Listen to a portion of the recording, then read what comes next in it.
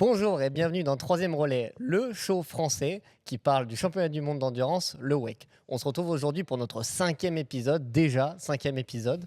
Et quel lieu aujourd'hui pour se retrouver, messieurs? Nous sommes dans le musée des 24 heures du Mans que la CO nous met à disposition gentiment pour pouvoir enregistrer ce nouvel épisode qui va parler évidemment de la plus grosse course de l'année qui arrive le week-end prochain. Messieurs, j'ai nommé les 24 heures du Mans. 24 heures du Mans, ouais, merci, heureusement que vous êtes là. Je vois qu'il y a de l'ambiance avec nous. En fait, on tourne après, tu vois, on est déjà fatigué.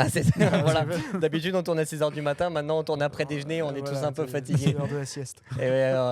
Mauvaise stratégie aujourd'hui. Très mauvaise stratégie, mais merci de noter la stratégie parce qu'il faut qu'on accueille notre nouveau revenant, Olivier Bertha, le vainqueur des 6 heures de Spa.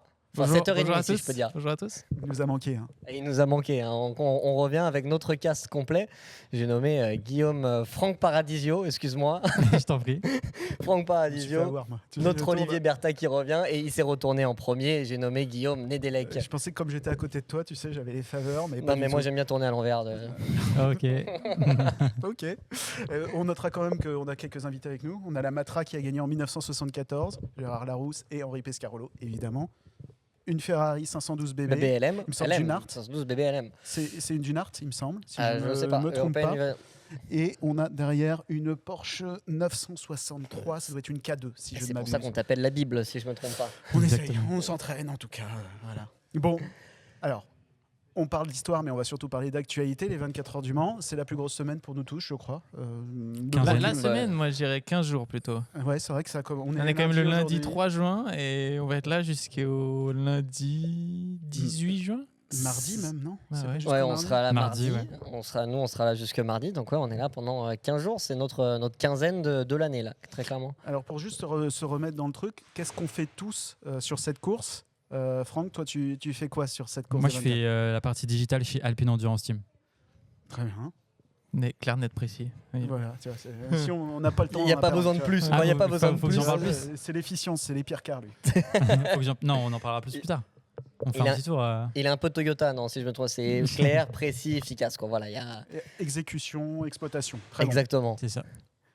En parlant d'exécution, d'exploitation. Aussi précis que Franck ou donc moi je suis l'ingénieur en chef de la numéro 12 de Hertz Team Jota.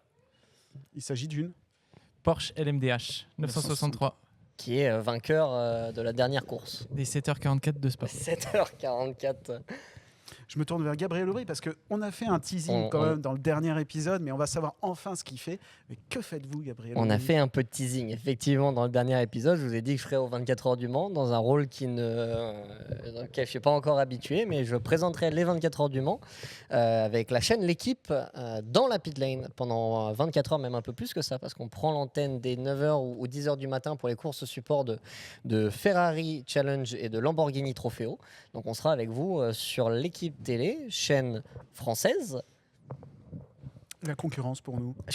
La concurrence, chaîne française est gratuite pendant toute la course. Donc écoute, nouvelle position. Je ne serai pas dans la voiture. C'est pas ce que je préfère. Mais tu auras une combinaison quand même. Le retour de la combinaison. Honnêtement, on peut en parler après, mais c'est quelque chose qui me fait un peu peur personnellement. C'est d'être dans une combinaison sur la prairie au départ et de ne pas avoir le casque. Je pense que ça me fait un peu bizarre. Ouais. Surtout que tu vas aller voir les autres pour leur demander. Alors ça va être intéressant, mais c'est vrai que ça va être un exercice un peu particulier. Ça va être très drôle, ça va être un nouveau rôle pour moi, mais aussi d'un autre côté, c'est un rôle que j'ai jamais fait en 24 heures du Mans. 24 heures du Mans, je l'ai fait 11 fois en tant que spectateur. Et pour moi, c'est ma passion cette course-là. Même si je roulais pas dans la voiture ou si j'étais pas en tant que présentateur télé, je serais là, quoi qu'il arrive. Et je pense que vous m'auriez trouvé à l'intérieur du virage du Tertre Rouge à 6h du matin avec une bière et des frites. Parce que c'est la magie du Mans et c'est ce qu'on va parler aujourd'hui. C'est pour ça qu'on est là. On notera les bières et les frites. Notez-le, ça peut être intéressant pour la suite. Bière, attention, bière, rien d'autre.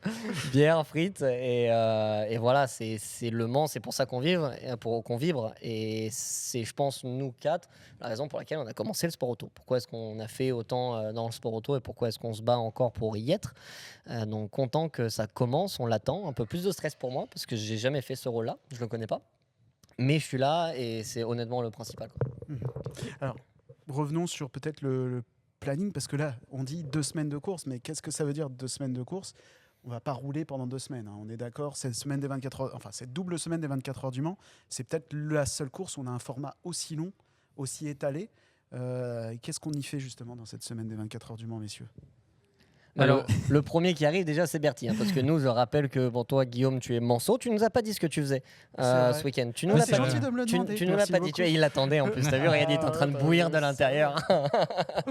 Moi, je gère les éditions sportives de Ouest France pendant toute la course. Donc, ça commence ce soir, donc pour le journal de demain, jusqu'au journal du lendemain de la course, avec des interviews, des sujets. On va essayer d'expliquer la course, donner les clés,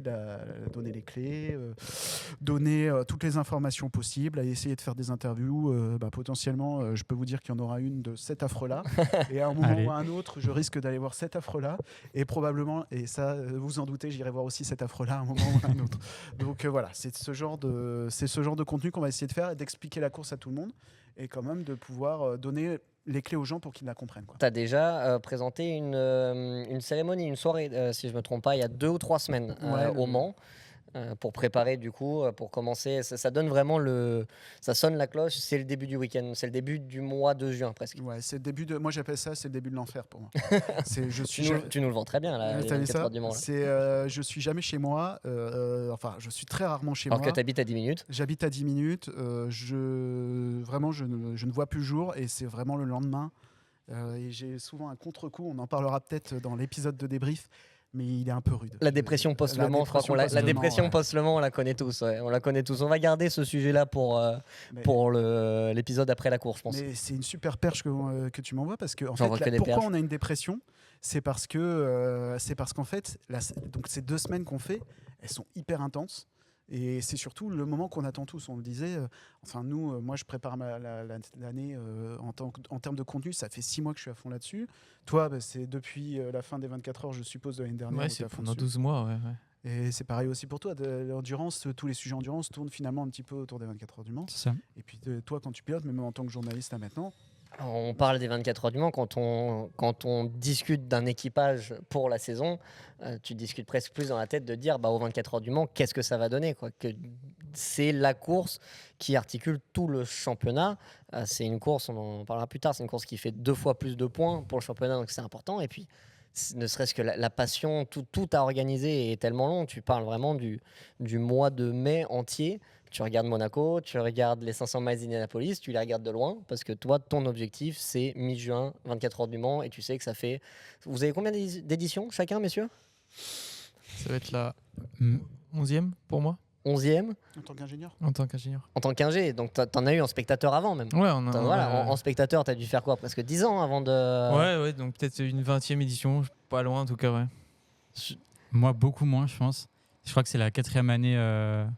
Que tu es en présentiel sur le Mans. Que je suis en présence sur le Mans. Incroyable. Et Guillaume? Moi, je viens depuis 2006 sans discontinuer. J'ai juste manqué 2010 parce que comme j'avais des mauvaises notes, fallait que je me concentre sur mon bac. Et à l'époque, je voulais devenir ingénieur, donc j'avais intérêt à tout la fois. T'es vite retourné en cours. Et puis j'ai fait les essais, et puis je suis resté réviser mon bac en 2010, ce qui m'a empêché de voir le feu de joie ou le feu de malheur, on va dire, chez Peugeot. Ah oui. Grand moment, ça. C'était terrible. J'ai pleuré ce jour-là. J'ai pleuré pareil. sur la piste. Surtout quand, moi, je dois dire, le moment où j'ai eu mal au cœur, c'est quand Duval fait le record du tour et qu'au tour suivant, la voiture prend feu et que tu vois Hugues de Chonac en larmes, tu comprends la frustration de Loïc. C'est le jour où j'ai voulu être pilote aux 24 heures du Mans. Quand je l'ai vu, j'étais chez Oreca cette année-là avec la 908 qui était en Mondrian. C'était magnifique. Qui fait le meilleur tour de la course et qui est resté sur le circuit pendant presque 6, 7, 8 ans, je crois, derrière. Il rentre au stand et dans son outlap, il prend feu. C'est pour ça que c'est important de vraiment mettre l'accent sur ce que c'est que cette course pour nous. C'est pas une course pendant l'année, on travaille presque les autres courses jusqu'à ce moment-là en fait. Tu as un climax qui arrive le samedi matin qui est tellement énorme, ne serait-ce que ça fait 6 mois qu'on en parle et ça fait 15 jours qu'on est sur place pour nous quoi. Donc notre emploi du temps il nous prend beaucoup de temps. Alors cet emploi du temps, toi le tien il est peut-être un peu plus chargé parce que toi ça commence ce soir en fait. On est lundi 3 juin. Voilà. Donc les équipes s'installent dans les stands à partir d'aujourd'hui. Donc l'installation des camions dans le paddock. Après, pendant 2 jours à peu près, il y a l'installation dans les stands. Donc là, on va quand même installer nos bureaux et nos outils de notre outil de travail pour 2 semaines. Donc, il faut faire ça bien. Après, à partir de vendredi, il y a le pesage en ville. Donc, le fameux pesage dont les fans sont assez friands en ville. Tu y es, toi? Ouais, toutes les équipes y sont. Les pilotes, la présence des pilotes est obligatoire. La présence de toute l'équipe est obligatoire. Parce qu'on vient dans le centre-ville du Mans avec les voitures, les pilotes et toute l'équipe pour faire un peu la photo de famille devant le public. Et c'est là où nous, ça commence en tant que journaliste vraiment sur le terrain, parce que donc il y a les pilotes qui vont tous, les membres d'équipe, tous les pilotes vont passer les vérifications administratives, et après il y a une zone mixte. Ça, tu Ouais, pourras en parler bien aussi, sûr. parce que tu l'as fait justement, tu es passé au gris plusieurs fois, 6 fois, à chaque fois avec toi, je te remercie. avec toujours des questions super pertinentes. Oh, toujours. Évidemment. Mais donc nous, on arrive à ce moment-là, et c'est là où on entre vraiment dans le vif. Et nous, en tant que journalistes d'un journal quotidien, on doit en mettre un max de côté. Parce que le lundi, mardi, il faut continuer à faire vivre le journal avec des sujets intéressants, des sujets qui vont un petit peu plus loin. Ça peut être des trucs comme dire, je pense à ça, on a fait ce matin le SAV d'Oreca qui fournit 16 voitures, plus les 2 Alpines, plus les Ferrari. Donc là, il y a tout un travail autour de ça, des pièces détachées. T'as fait un sujet là-dessus? On fait un sujet là-dessus, ouais. Ok, je savais pas. Parce que vraiment, il y a quelque chose quoi, à dire. Ouais, carrément. C'est énormément de monde qui vient travailler. On a cru que c'était une blague pendant le déjeuner. Parce que Bah tu oui. nous avais En dit, fait, on n'avait pas, pendant tu le nous en déjeuner, as mais parlé je pendant pensais le que c'était pas déjeuner et on l'a pas. Ah oui, je ne dis pas que des conneries. De temps en temps, j'essaie d'être un peu Il sérieux. faut savoir pêcher un peu dans les conneries de Non, mais c'est vrai que Médélec. c'est un bon sujet parce qu'en fait, il n'y a pas que les 07. Il y a, Et en fait, il y a beaucoup d'autres choses. il y a les 2 Alpines. Donc Ouais. il faut fournir aussi les pièces de carrosserie, de châssis éventuellement, de Ouais. suspension. Et tu as ces fameuses Les 2 Ferrari, il y en a Ferrari cinq quand même, hein. de 96, il y en a 5. Il y en a 5, ouais. C'est le plus de Ferrari. Donc tu passes des 2 du WEC, t'en rajoutes encore 3. Ça fait pas mal de. Ouais. C'est un bon sujet, bravo. De clair. temps en temps, on essaye de se creuser la tête. Ça arrive. Monsieur est pertinent. Donc voilà, donc le pesage, toi, tu y arrives au pesage Ouais, aussi moi j'arrive le vendredi. Pareil pour le pesage. Quoique nous, on passe le samedi, je crois. Non, on passe le Vous vendredi. êtes vendredi avec Passe le l'Alpine vendredi, et ouais. la cool. Et du coup, ouais, c'est une étape importante et aussi symbolique dans un sens. Donc non, je pense qu'on a tous hâte. Ça marque un peu le. Il y a cette interview de. C'est cette interview où tu es sur la scène et tu sais que ça commence maintenant. Tu sais Ouais, que c'est ça, tu sais que ça commence maintenant et même, j'ai envie de te dire, il faut que ça commence là où tu te mets en mode course en fait. Tu prends pas. C'était une erreur peut-être que je faisais avant et que j'ai corrigé l'année dernière où dès ce moment-là, tu es dans la course. Donc tous tes déplacements, les moments où tu parles, les rencontres que tu fais, tu penses déjà au pesage. Donc on est 10 jours, 11 jours avant, c'était vendredi. Ouais. Tu penses déjà à ton samedi, à pas essayer de te cramer. Toute ton énergie que tu perds aujourd'hui, c'est l'énergie que tu pourras pas récupérer avant le départ de la course. Donc à partir de ce moment-là, en fait, vraiment tout le monde, ingénieur, mécanicien, on doit déjà avoir en tête ce qu'on va manger, comment on va dormir, comment on va se reposer et toutes les secondes qu'on peut prendre, tu les prends dès le vendredi, une semaine avant la course, quoi. C'est vrai que les pilotes ils sont particulièrement sollicités pendant la semaine du Mans, que ce soit par les médias ou par toutes les activations avec les partenaires, parce que les partenaires qui suivent les équipes, c'est notamment pour les 24 heures du Mans que ça les intéresse. Donc il y a énormément de sponsors ou de passages dans les hospitalités, etc. Et vous devez tout le temps faire des interventions avec tous les partenaires, sauf qu'il y en a 10, donc tu dis 10 fois la même chose avec chaque fois des groupes de 50 personnes différentes. Ouais, c'est ça en fait, c'est la beauté, c'est aussi un piège pour les pilotes quand tu es aux 24 heures du Mans et encore plus quand tu es français et que tu as rêvé de cette course-là toute ta vie. C'est que c'est une course qui est populaire, qui met 350 000 spectateurs et qui est ouverte à tout le monde. Et vraiment, quand je dis elle est ouverte à tout le monde, pour moi, c'est pas, je considère pas les 24 heures du Mans comme une course automobile. Pour moi, c'est un festival. Il y a des concerts, il y a. À comparer avec un Tour de France, par exemple. Ouais, c'est ça. vraiment un événement qui est ancré dans la culture française et où c'est la fête, en fait. Et il est ouvert à tout le monde. Et Oui. donc, du coup, tu te retrouves dans les paddocks avec 10, 20, 30 000 personnes dans la pit lane. Et bah, tu vois toujours des têtes que tu connais. C'est génial, en fait, parce que tu as toujours. Dès que tu cherches un peu de l'œil, tu te croises toujours quelqu'un que tu connais. Donc, tu vas toujours parler, tu es content de les voir. Et en fait, tu te rends compte que, en général, la première année, tu es parti fond de balle parce que c'est ton rêve. Ça fait 15 ans que tu regardes cette course-là en disant putain, mais je veux la faire au moins une fois dans ma vie. Et tu y es. Donc, tu donnes tout ce que tu as. Et je te promets, tu arrives le samedi matin à 10h et tu fais. Enfin, je suis claqué déjà, j'ai pas commencé à rouler. Eh ben, ça me rappelle un papier qu'on avait fait avec toi et Julien Delors, le MVP de Spa, ne l'oublions pas. Ouais. Et Julien disait exactement la même chose que toi. La première année, t'es partout. T'es content, manges tout, tu fais tout. Et à la fin, tu fais une indigestion du truc et t'es au volant de ta voiture, t'es mort. C'est une balance qui est super. C'est une balance qui est difficile à trouver. Et encore plus quand tu es vraiment fan de cette course-là. Parce que quand tu l'as fait en tant que fan avant, tu sais ce qu'il y a autour. Tu sais ce qu'il y a autour et on va en parler parce qu'il y a plein de choses à découvrir qui ne font pas uniquement partie du sportif, en fait. Et quand tu les connais, même en tant que pilote, tu te dis bah, j'irais bien, moi, un peu. T'entends le concert le vendredi soir, alors que toi, t'essayes de dormir avant la course et bah, sur le coup, tu maudis un peu tout le monde. Mais t'entends Zumba Café pendant une demi-heure et tu te dis j'irais bien un peu. J'irais bien un peu là-bas avec une bière, moi aussi, moi. Et puis tu te dis attends, non, j'ai un truc à faire quand même demain. T'as toute cette semaine-là, tu vas avoir des rencontres avec les commissaires. T'as une. Faudrait que je retrouve le nom de cette journée-là où c'est à Moncé-en-Belin, si je me trompe pas, où tu rencontres une grande fête. T'as une estrade. Le British Welcome. Je sais pas. Tu rencontres des gens, tu parles pendant un quart d'heure, on t'invite à dîner, c'est trop cool. Et il y a une tradition de cette journée-là. Si tu viens là-bas, tu fais un podium. Je te promets que tous les mecs qui passent là-bas, tous les ans alors. bah, j'y suis allé une fois, on a fait un podium ensemble. Pourquoi tu n'y es pas retourné Covid depuis 2020, j'y suis pas retourné. Donc tout était fermé. 2020, 2021, 2022, 2022 et 2023, j'aurais dû y aller. Mais c'est ça qui est génial aussi avec Le Mans, c'est que tu en apprends tous les jours. Moi, j'habite ici, donc autant dire que tous les trucs comme ça, je connaissais pas du tout. C'est génial. Il y a plein de. C'est la tradition de Gabriel. C'est pas moi qui l'ai dit. C'est le monsieur qui était sur l'événement. Et effectivement, il me dit ça en rigolant. Moi, je dis, je touche du bois. On a fait deuxième cette année-là en plus. C'est ça qui était drôle. Au Pintung, il était allé en 2017 et il gagne la course. Pas mal. Ah, c'est vrai. Donc je vous invite tous à aller à cette soirée magique parce qu'apparemment ils ont des pouvoirs là-bas. C'est ça la beauté du truc en fait, c'est qu'il y a plein d'événements il y a une course, il y a des événements sur la piste à l'intérieur du Bugatti et il y a même pendant la semaine des événements qui ne sont pas liés à la CO directement, qui sont exceptionnels, où tu vas avoir des displays de voitures de collection, des pilotes qui vont y aller, les commissaires qui vont se rejoindre.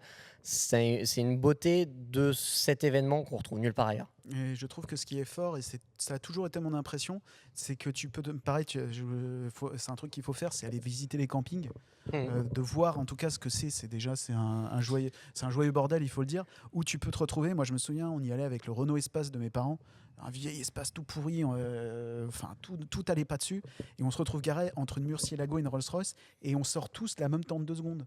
Et on se retrouvait à faire des barbecues tous ensemble avec un Anglais et un Allemand. Et franchement, ça a été des super rencontres. D'ailleurs, les Anglais, on est toujours en contact avec eux. Et je te parle de ça, c'est les 24 heures du Mans 2009. En l'occurrence, c'était James Wood, soit dit en passant, qui pilote à Le Mans Classique, qui a failli faire Le Mans aussi avec, à l'époque, Jota, quand ils ont commencé avec Zytec. Donc, ça muscle milk. Voilà, moi, c'est ce que je trouve le plus beau avec Le Mans, c'est ce mix de personnes dans le public. Il va y avoir des personnes âgées, des grands-parents qui vont emmener leurs petits-enfants voir la course le dimanche, manger une saucisse au bord du circuit, voir un peu les voitures tourner. Il va y avoir les groupes de copains qui viennent vraiment pour un peu faire la fête, mais ils viennent parce que, pas pour la course en général, c'est plus une excuse pour se retrouver autour d'un circuit. Il y a les familles, il y a des jeunes, il y a des... Tous les Anglais.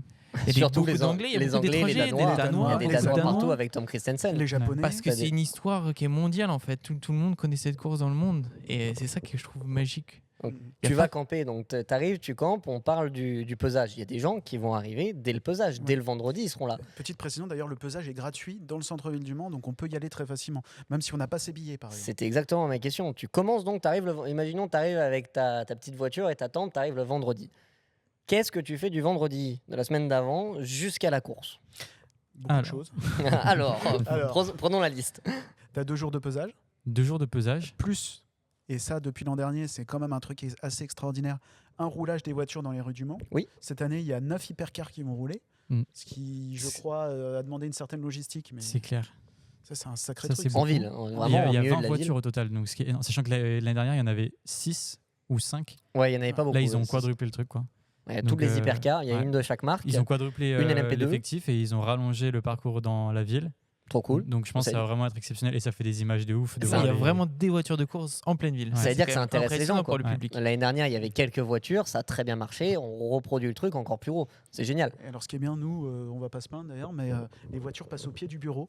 Donc, pas besoin de bouger. On va faire plein de photos, je peux vous dire, depuis les bureaux. Là. Ah, depuis les bureaux on okay. peut sympa tout voir, ça.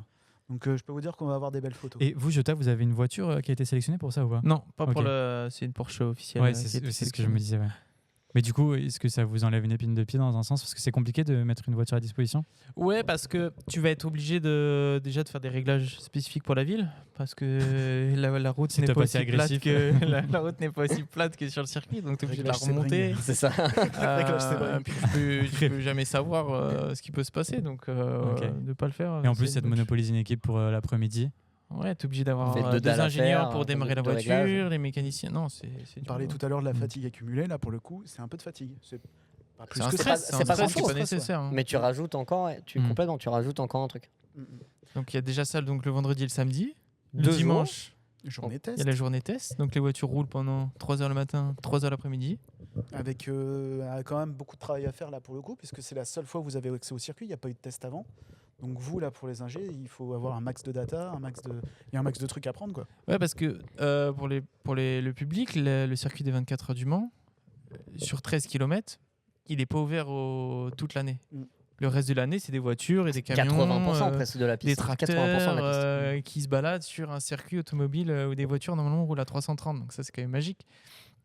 Et donc c'est vrai qu'on peut pas s'entraîner en fait le reste de l'année. On peut rouler une fois dans l'année pendant la semaine des 24 heures du Mans. Je pense que tu peux demander à Monsieur Franck quand on est arrivé ensemble en voiture tout à l'heure, tu ne peux pas arriver au Mans et ne pas faire un tour du circuit. Tu sors de l'autoroute, on est parti directement vers Mulsanne, chicane 1, chicane 2, tu es obligé d'aller voir.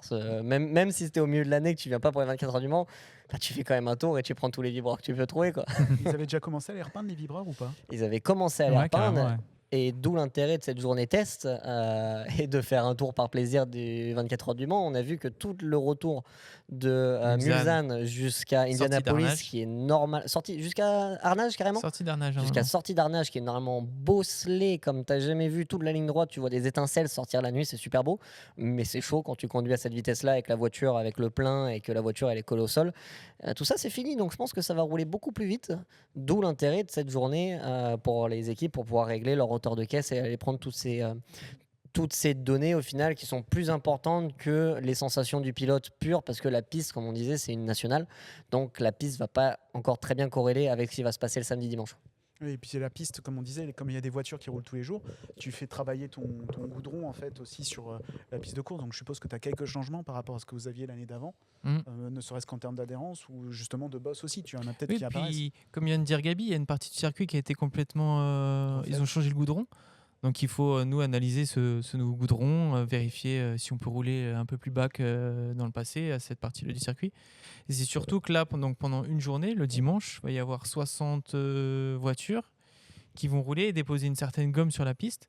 Et donc ça, entre le début de la journée et la fin de la journée, ça va aussi faire évoluer les caractéristiques de la voiture et le comportement de la voiture. Le matin, par exemple, de la journée test, tu vas voir quasiment toutes les voitures. Tu vas avoir en général un petit détail, c'est que toutes les entrées d'air à l'intérieur du cockpit, on les ferme.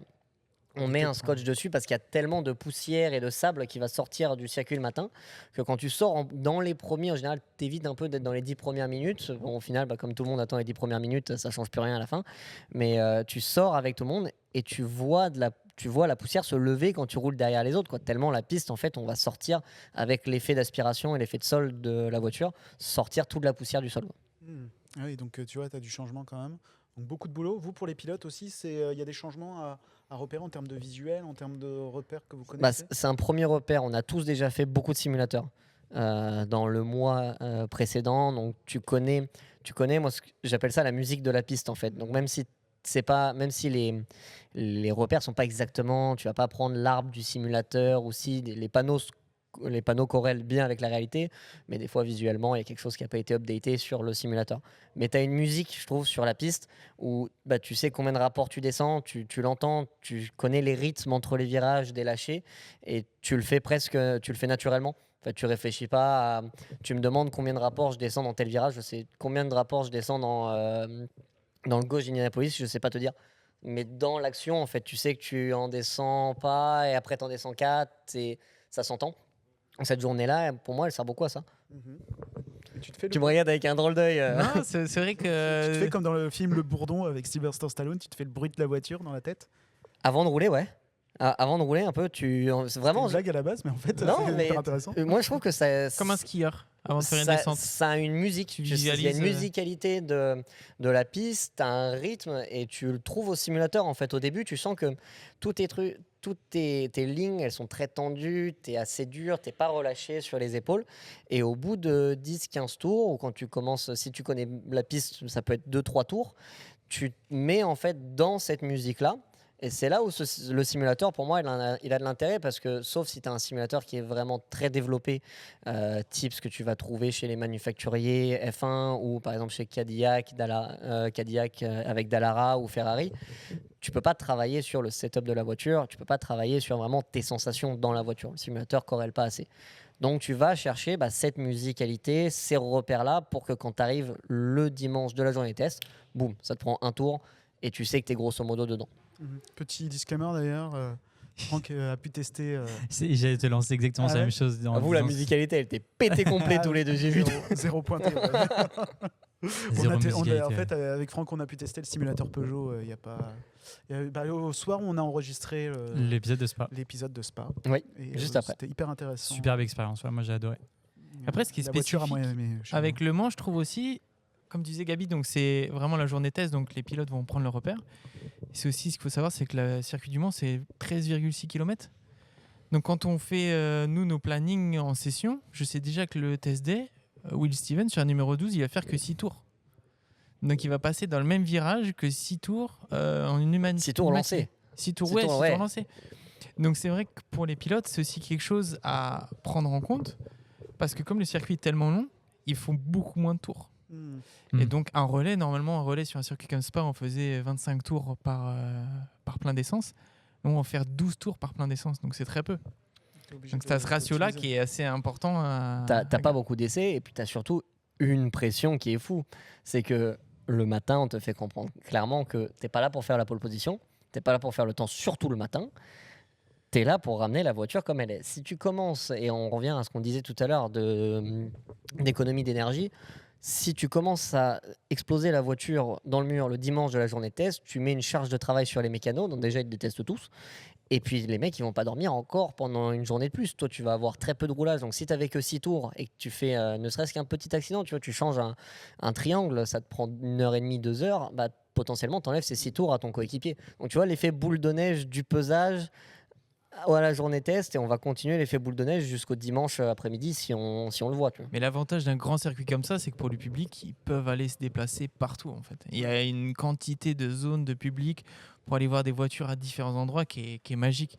Et moi, c'est vrai que le fait d'être maintenant de l'autre côté dans une équipe, ça me manque des fois d'aller voir les voitures en fait rouler de l'autre côté de la barrière. Ça, c'est magique pour le public, je trouve.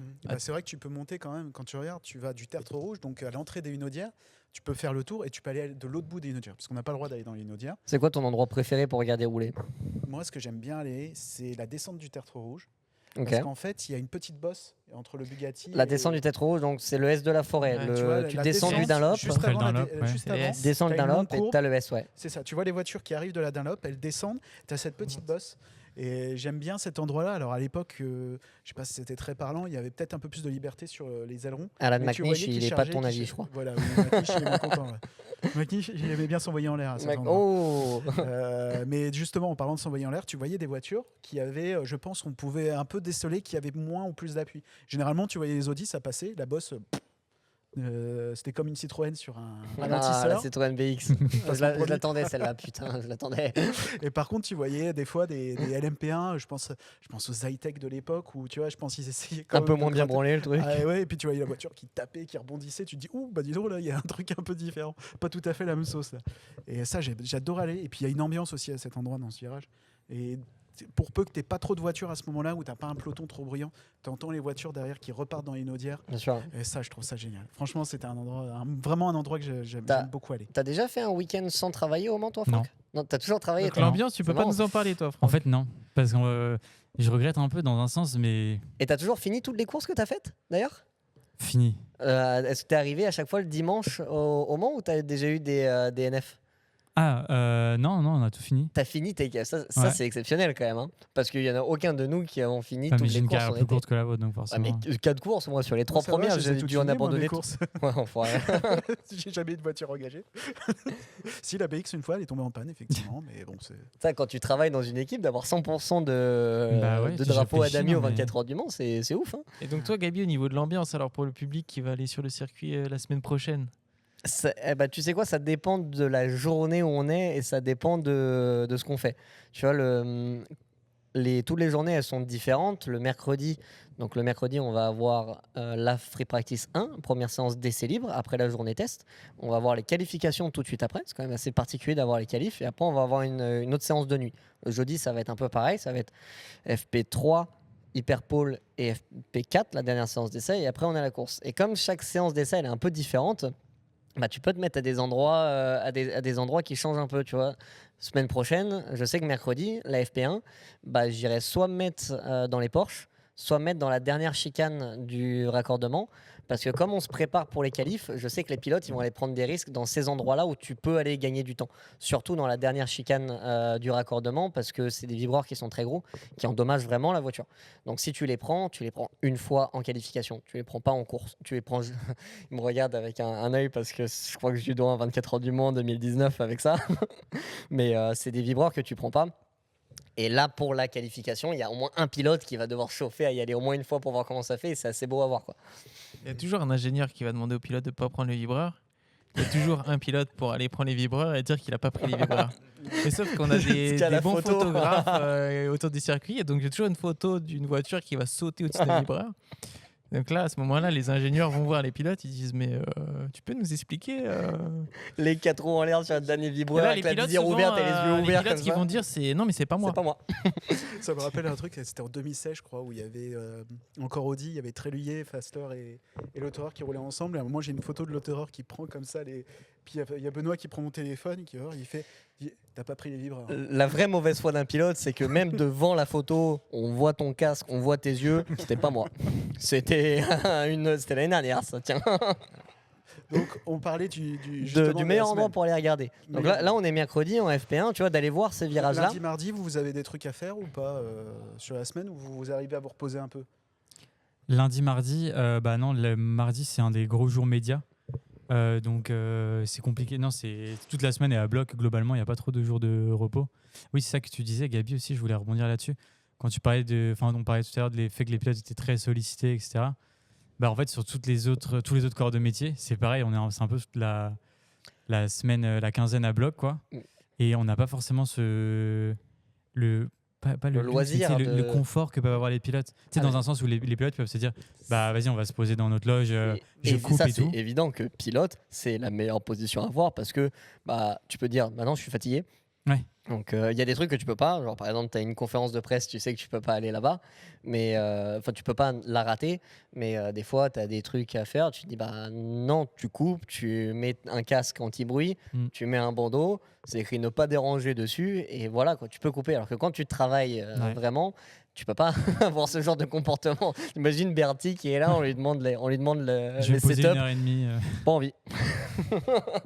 C'est la belle vie d'être pilote, moi, je trouve. Meilleure On devrait position, tous je sais être pas, pilote. parce que tu vois, j'aurais envie de dire 23h45 le Mans dernier, Pierre Guidi dans les bacs à gravier à la première chicane. Je sais pas si tu aurais aimé être à sa place. 23h45, De Pendant la nuit, course. en pleine nuit, ouais, il en était pleine dans le nuit, il a bac. mis la voiture Ah dans le ouais. bac. Et ouais. Ah, Et c'est c'est vrai. son coup de chaud. T'as regardé la course l'année dernière, Gabi ou... Mais tu sais que ça, c'est un truc de fou, c'est que j'apprends des trucs sur la course, des fois sur ma propre voiture, mais 3 semaines, 1 mois après la course, parce qu'en fait, t'es obligé d'être horriblement égoïste pendant cette semaine-là. Donc, t'es avec tes coéquipiers, c'est les 2 seuls qui ont vraiment le droit de demander quelque chose. Après, le reste, mais des fois, c'est tragique parce que tous les ans, je m'engueule avec des potes. Moi, c'est ma course à domicile. J'habite à 2 heures d'ici. Et tu peux pas répondre aux gens. Tu es obligé de te cacher. Donc, tu peux pas. T'aimerais voir tout le monde, mais tu peux pas. Et tu te fais des fois engueuler. Donc, quand tu es dans ta course, tu réponds pas au téléphone pendant la course. À partir du moment du départ, mon téléphone, il est en mode avion. J'ai pas de télé non plus. Pas de télé dans le motorhome parce que je veux pas regarder la course. C'est un iPod que je prends. Je prends un iPod Touch avec moi. Point barre. Tu mets ton téléphone en mode avion toute la course. Ouais, parce que j'ai mon physio qui est avec moi, donc il me permet d'être sûr que je puisse aller au stand et qu'il y ait une liaison avec le stand. Mais je ne réponds à personne. Et pendant la course. t'as la radio? Non. Tu écoutes pas la radio? Je la prends, mais je l'éteins. Bah autant pas la prendre. Je l'ai avec moi, mais je l'éteins. Et il y a mon physio ou ma physio, selon les années, qui travaille avec moi et qui, elle, par contre, elle est en relation avec l'équipe et qui est en charge des 3 pilotes. Mais pendant la course, tu peux pas, tu es obligé de te mettre tellement dedans et donc tu vois pas ce que ta voiture fait. Donc quand tu arrives pendant la course, avant de rouler, tu dis bah on en est où? C'est quoi la position? Qu'est-ce qu'on joue? Qu'est-ce que tu veux que je fasse? Et ça s'arrête là et je pars. Je prends mon casse-dalle et je retourne dormir, quoi. C'est hyper égoïste comme approche, quoi. Moi, je sais que moi, je mets mon téléphone en mode avion. Mais toi, t'es mort. T'as plus travaillé lundi, je Là, pense. tu vois, depuis tout à l'heure, je le sens, il est là. Il vibre. Toutes les 5 minutes, je sais que j'ai été sollicité sur une trentaine de trucs. Ça, c'est le luxe d'être pilote. Tu es C'est là génial. pour ta performance. chance. Voilà. T'es là nous- pour ta performance. Nous, tu vois, quand on est plutôt du côté média, on sait que c'est vraiment aussi les 2 semaines où, tu vois, là, par exemple, je sais que sur les social media d'Alpine, c'est Ça la bombe. quinzaine qui va Ça exploser. Donc, il faut que je sois là pour proposer du contenu, proposer le meilleur contenu. Je regarde ce que je fais les autres et je veux faire mieux. Je veux le faire avant eux, je veux le faire plus joliment qu'eux, mieux qu'eux. Et je sais que c'est là où je vais avoir le plus de trafic. Tu fais plus de vues au Mans? T'arrives à voir un pic t'as un de pic, followers et tout ça? Ouais, t'as un pic Pendant de la fou semaine. feu. Et après, ça va être très corrélé avec les performances de la voiture. Donc forcément, le team qui va gagner, il va prendre Ouais. énormément d'abonnés, etc. Mais après, on n'est pas non plus là pour faire la course aux abonnés, mais en termes de stats, c'est abusé, ouais. Et c'est comme tu vois les 24 heures du Mans, etc. Je veux dire, eux, sur leur compte, bah, leur pic de trafic, il est aussi à cette période-là. C'est pour ça que là, tout le monde est... C'est suivi dans le monde entier par des millions de personnes. Donc, ouais, c'est. Et pourquoi alors, donc, Guillaume, toi qui es une bible historique, cette histoire Il du y a un Mans, truc à me demander, ça. cette histoire du Mans, pourquoi ça fait que ça soit aussi magique aujourd'hui? En fait, c'est 100 ans d'histoire. C'est vraiment pour le coup 100 ans d'histoire. C'est un peu comme Indianapolis. Indianapolis, c'est milieu des années 1910. Et tu vois, l'histoire s'est construite petit à petit. Alors la chance des 24 heures, c'est que c'était la première course qui était à destination des constructeurs. Vraiment, où on dit, d'habitude c'était les pilotes qui venaient avec des constructeurs. Là, en fait, on dit aux constructeurs, vous venez et vous allez pouvoir tester vos technologies. Donc en 1923, c'est comme ça qu'ils lancent la course. Et d'abord, c'est les Français qui gagnent, mais très vite, on va avoir une Bentley qui va gagner, et ça va faire venir les Anglais. Donc déjà, les Anglais qui étaient super installés en sport auto, font la pub, ils se disent c'est quand même un truc extraordinaire ce qui arrive, on a une course de 24 heures qui est hyper difficile. Petit à petit, en fait, les Anglais vont faire le truc. On va voir que ça a du succès, donc les Italiens vont venir aussi. C'était Alfa Romeo qui venait dans les années 30. On développe, il y a la guerre, ça reprend, et là les Américains débarquent. Et pour les Américains, c'était la démonstration que la course américaine, c'est vraiment... Il y a Guillaume qui se bat avec une mouche. Ouais, mais elle se bat avec les 2 Guillaume depuis tout à l'heure, Ouais. parce que je On se la trouve que renvoie. Franck a beaucoup plus de self-control parce qu'il a laissé tranquillement, alors que toi tu te débats très fort. Ouais, mais c'est parce qu'elle essaye de me rentrer dans le nez, tu vois, c'est pas très agréable. Donc en fait, on revient les Cadillacs qui viennent, les Américains, et à partir du moment en fait où vraiment le film de McQueen vient, Ford vient s'opposer à Ferrari, c'est là où ça a vraiment explosé. On avait 400 000 personnes autour du circuit, et ça a été le grand succès de cette course, ouais.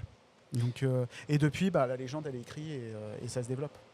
Et ça continue à se développer. L'édition du centenaire de l'année dernière, on est un Ça, exemple aussi. c'est vraiment la légende qui s'écrit sur la piste, mais tu as vraiment la légende du dehors, pour moi. Ce dont on parle, c'est cette ferveur quand tu es sur le bord de piste où tu vois toutes les classes sociales en même temps, tu vois tout le monde, et c'est plus qu'une course en fait. Limite, je pense qu'il y a. Ce serait marrant de savoir le pourcentage de personnes qui viennent, et en final, ce qui se passe sur la piste, c'est pas leur première. Qui sont capables de dire qui a gagné la course. Ouais, peut-être même pas. tu vois, le 3e ou podium. 4e, tu vois. Ils viennent faire la fête, ils viennent à la fête foraine, faire les manèges. Je parle, Ouais, je pense que oui, ouais. je parle de mes amis qui viennent sur la course tous les ans quand je roule. Ils ne vont à aucun autre course automobile. Ils aiment bien les voitures, mais ils sont pas fans de sport automobile. Et je pense que sur les 24 heures, ils doivent passer peut-être 3 ou 4 heures à regarder la course. Et puis le reste, c'est aller boire un verre, manger. À savoir que le circuit est hyper bien équipé en écran. Et du coup, globalement, tu peux avoir des super spots pour boire des bières et regarder la course En même temps, via un écran. Mais tu as le bruit réel et tu as Moi, L'image sais que, virtuelle. par Moi, je vous exemple, donnerai mon petit endroit pour regarder la course le dimanche matin, mais je vous le donnerai à la fin. Tu nous as parlé d'un bon endroit aussi pour manger, Gabi, il paraît. Ah, il y Dans en le a paddock. plein, mais alors il y en a un particulièrement qui me, Tient à cœur. qui me touche. C'est, je sais même pas s'il l'a annoncé encore. Ah, ouais, c'est bah, ça. ouais, Ouais, non, mais c'est parce que toi, t'es manceau. ouais, mais j'ai sauté, moi j'ai sauté à pieds joints quand j'ai Ah vu ouais ça. J'étais tellement content. Ah ouais, l'année dernière, Simone Zanoni, le chef italien étoilé qui officie au Georges V, avait un petit resto de pâtes dans le village là-haut. Il faisait ses pâtes fraîches sur place avec des sauces qui étaient mais incroyables. Il y a eu une queue toute la semaine, c'était génial. Et là, le restaurant a migré et il vient devant les stands. Il est au milieu du paddock avec sa belle terrasse. Je pense que vous me cherchez, je suis là. Ouais, pas de souci. Avec des pâtes et un Et café. tu parles avec l'accent italien le Merci. dimanche soir. Voilà. Ça, c'est plus que quand je roulais chez Ferrari. On fera faire les commandes. On fera faire les commandes à Gabi, tu sais. On va faire des commandes groupées, on va perdre faire de un temps. groupe WhatsApp. Ça va Des s'appeler la commandes de pâtes. pasta le Mans. Pasta Gabi. Pasta le Mans.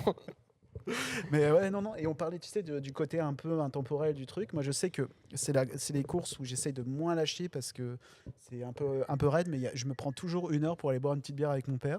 Généralement, Quel jour à la chicane d'Alop, Ah, pendant pendant les- la course. Ok. Je me prends 1 heure, vraiment. Parce que je me vois pas, en fait, je ne me vois pas dissocier le Mans du De côté la un famille. peu familial. Familial, Ouais. ouais. C'est le truc, j'ai découvert la course automobile avec mon père comme ça en 2006. Je ne me vois pas ne pas aller boire une bière avec lui. C'est super générationnel, hein, la C'est passion du important, sport auto. Je trouve Mhm. que la plupart du temps, quand tu poses la question à quelqu'un, comment tu as découvert le sport auto, bah, c'est mon père qui m'a amené à un truc. Et comment est-ce que tu arrives à ouvrir les portes encore plus de ce sport, que ce soit pas juste la famille. Comment tu arrives à ouvrir ça? C'est en montrant que cette course-là, en fait, elle est autant drivée par ce qui se passe sur la piste, par l'innovation technologique, les nouvelles technologies qu'on va avoir dans le transport global de demain, mais aussi ce match de foot de 24 heures qui dure dans les tribunes, quoi. Et ce qui est beau, c'est pour les spectateurs, en fait, quand ils arrivent, il y a une histoire qui s'écrit devant eux, en fait. Et en fait, ils sont dans l'histoire. Et le matin, quand ils vont se coucher, par exemple, le samedi soir, ils se réveillent le dimanche et ils vont essayer de regarder ce qui s'est passé pendant la nuit. Mm. Donc l'histoire, qu'est-ce qui a changé dans l'histoire, qui est devenu le nouveau leader, qui était en tête, a eu un accident ou a eu un problème mécanique. Et ça, ils ont la chance d'avoir une histoire incroyable qui se passe devant eux et c'est ça qui est Et magique. le truc aussi, alors nous on fait ça tous les ans dans le journal, mais dans le journal du samedi matin du départ et le journal du dimanche matin de la course, on a le spotter guide, donc tous les profils des voitures. Toutes les Et en fait, voitures, la toutes les tradition, couleurs. c'était de cocher celles qui reviennent plus. Et, ou Ça, tout- c'est pas une tradition gentille, ça. Non, mais tu sais, Je me quand suis t'es- fait cocher 2-3 fois, 3-4 même. quand t'es spectateur, tiens, elle repasse plus celle-là. Bah, tu fais une première croix en te disant tiens, si jamais elle repasse, ou tu mets un point d'interrogation. Ok, ouais. Et puis quand tu sais qu'elle abandonne, hop. Ah, c'est marrant. Et Quand tu vois le rideau fermé, tu sais que là c'est bon. Le rideau Tu fermé, vérifies, c'est le tu sais. signe officiel de. tu ramasses les copies, tu vois. Oh, Tu fais, ah, ça pue ça. celle-là, je l'avais. Mais non, c'est hyper important. Et en rapportant, donc tu as les essais du jeudi et du mercredi, mais le vendredi, tu as encore des trucs à faire. En fait, tu as des trucs à faire tous T'as les des jours. trucs à faire quasiment. tous les jours. Le lundi, c'est plus calme, mais le mardi, tu as le Pit Stop Challenge. Bah, tu sais quoi, le lundi, c'est la journée préférée des pilotes. Presque. Ouais, ils sont plus là. Parce que les lundis, non, le lundi on reste, mais le lundi matin, tu vois tous les pilotes se regrouper par rapport à leur centre d'intérêt. Ouais. Et tu vois des groupes de pilotes, tu as les fans de vélo, donc tu vas retrouver un groupe de peut-être. Ce serait marrant de faire un cycling Un club tu sais, peloton, le un lundi. peloton où du t'as- Tour de France de pilotes. Non, mais sans Le Mans déconner, Cycling Club. T'as ouais, 10-12 pilotes l'année dernière, quand on est tous partis ensemble. On avait fait un tour de 75 bornes et Dieu merci, Guy Fayet était là pour me ramener dans le peloton 3-4 fois parce que j'avais perdu la spi. Mais ce Sorensen, ce monsieur est un monstre. Lorenz Vantour sur un vélo, pour être sans Dépêche sur un déconner. vélo, généralement, c'est plutôt bon. il pourrait être semi-professionnel, quoi. Et on a fait une sortie mais de 80 bornes un lundi où moi j'ai cru que j'allais clamser au moins 10 Sur fois le circuit ou autour du circuit. Ah, oui, On est mais- parti autour du circuit, on s'est arrêté sur un café en rentrant. T'avais Robert Kubica, Sorensen, Gustavo Menezes, t'avais pas mal de. Ouais, t'avais un genre Costa, Balboa. J'étais clairement le plus nul, j'ai manqué de me faire tuer au moins 12 fois, je pense qu'ils m'ont tous haï. T'as des mecs qui vont courir à pied, t'as la team café, t'as toutes les teams un peu qui se rejoignent le lundi matin, parce que c'est le lundi où tu peux avoir un peu quartier libre. c'est le lundi, seul quoi. jour de la semaine avant que ça commence. C'est ça. Avant Et d'être bon. dans le dur, quoi. Et nous, en interview, c'est pas mal parce que généralement, on a les gars plutôt détendus. C'est là où on fait des sujets un peu plus détendus. Enfin, moi, je sais que je vois notamment, comment il s'appelle, Foucault, Ouais. le lundi. Tu cours pas avant Euh, 16h, tu vois. Enfin, tu cours pas, je veux dire, t'as rien à faire en général avant le début d'après-midi. C'est ça. Donc, on va le voir, il va être détendu. On va pouvoir parler un peu de lui, du fait que c'est quand même, on en reparlera sportivement, mais c'est le gars le plus rapide en ce moment sur le plateau. et en parler un peu de tout ça, quoi, de comment ils se positionnent. Et c'est vrai que le lundi, alors nous, c'est une journée qui est un peu, c'est une journée entre deux. Il y a 2 journées entre deux. Il y a le lundi et le vendredi. Si t'es pas dans le rythme dès le début, elle est flinguée ta journée parce que il faut trouver des sujets. T'as rien qui se passe en piste, donc il faut quand même trouver des choses à dire. Voilà, des choses à dire. Potentiellement, si tu as bien fait ton boulot sur la journée test, tu as tout dit. Tu n'as pas besoin de revenir sur ces sujets-là. Et donc, il faut changer un peu les sujets. D'où l'importance d'être dedans dès le pesage. Mais comment ça se passe, tu sais déjà combien de sujets tu dois faire par journée ou comment tu monitores Je sais combien de pages j'ai à ouvrir. En fait, si tu veux, c'est un peu. Tu es entre les deux parce que tu as le web à gérer. Ça, c'est très dur. Enfin, c'est très dur. Non, c'est facile le web. Tu fais ce que tu veux quand tu veux. Mais tu as quand même à gérer à côté un journal et une page du journal minimum qui est grande. Ouest France, c'est un grand journal pour le coup, pas seulement par le nombre de journalistes ou de numéros vendus, mais aussi par son format. Et ça, il faut mettre des choses dedans. Il faut vraiment mettre des choses dedans. Et comme les gens l'achètent, tu vois, sur le web, tu peux acheter un peu à la pièce si tu veux. Ouais. Mais comme tu es obligé de faire un contenu quand même assez premium, donc il faut bien réfléchir à ce que tu as envie de dire, ce que tu as envie d'apporter aux gens. Tu peux pas juste faire un petit sujet, le LMP2 c'est sympa. Tu es obligé, tu vois, c'est pourquoi par exemple super transition d'ailleurs. Que va devenir le LMP2 ou un truc comme ça. Donc, il a fait le SAV d'Oreca déjà, tu m'excuses, mais il a trouvé son angle. L'angle est très bien. Tu vois. Mais quelle place pour le LMP2 à l'avenir, tu vois, entre ces hypercars et ces GT3. Je pense qu'il y a. Tu nous fais un petit teasing de ton sujet du coup, la place du LMP2. Je vais d'abord demander un peu, chercher des infos un peu partout. C'est intéressant parce que le LMP2 revient pour cette course-là en championnat du monde, juste pour les 24 heures du Mans. Donc tu vois, la question a le mérite de se poser et d'aller enquêter dans le paddock. Et qui tu mets au volant? D'où le fait d'y être d'ailleurs. Est-ce que c'est pas quelque chose que tu vas développer? Enfin, il y a tout un de jeunes pilotes que tu vas développer. On voit qu'il y a certaines équipes qui ont fait ça. Donc je pense qu'il y a pas mal de choses à dire.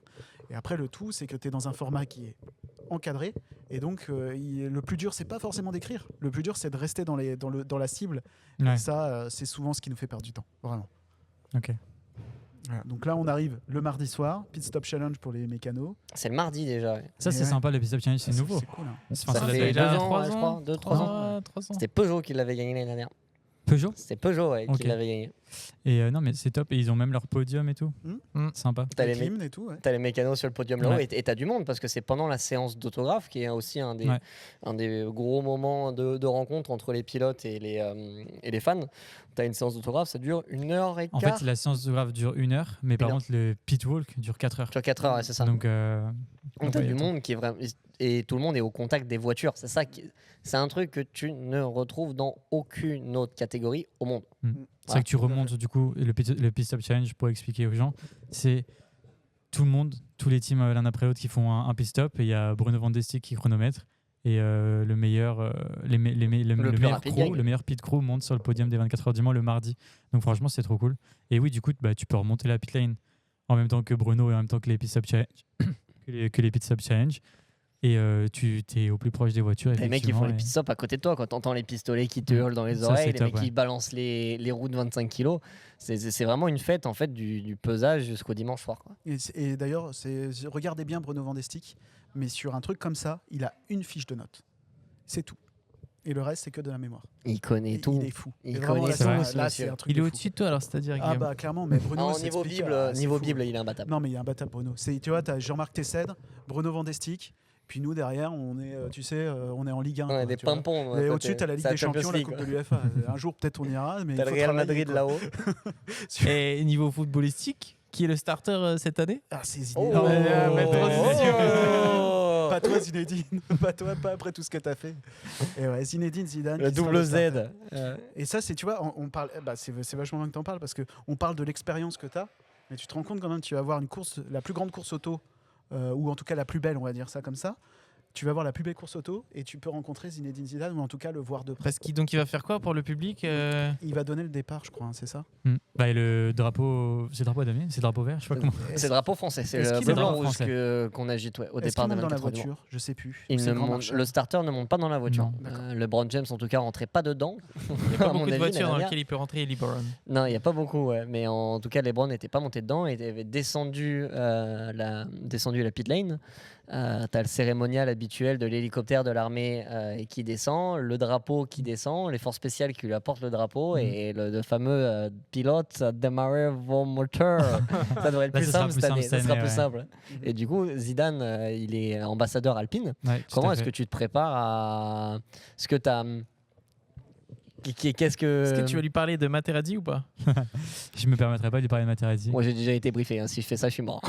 Mais ouais, c'est ça. Je sais même pas si on va vraiment avoir une rencontre. Enfin, en interne, oui, je pense qu'on aura la chance d'avoir Zidane qui va regarder le start avec nous et qui va passer. Pas le start. Pas avec le start, il va le faire. Le start, c'est lui qui va le donner. Le start, c'est lui qui va le donner. Il le regardera d'un peu plus près. Mais je pense qu'il va passer un peu dans le box, évidemment.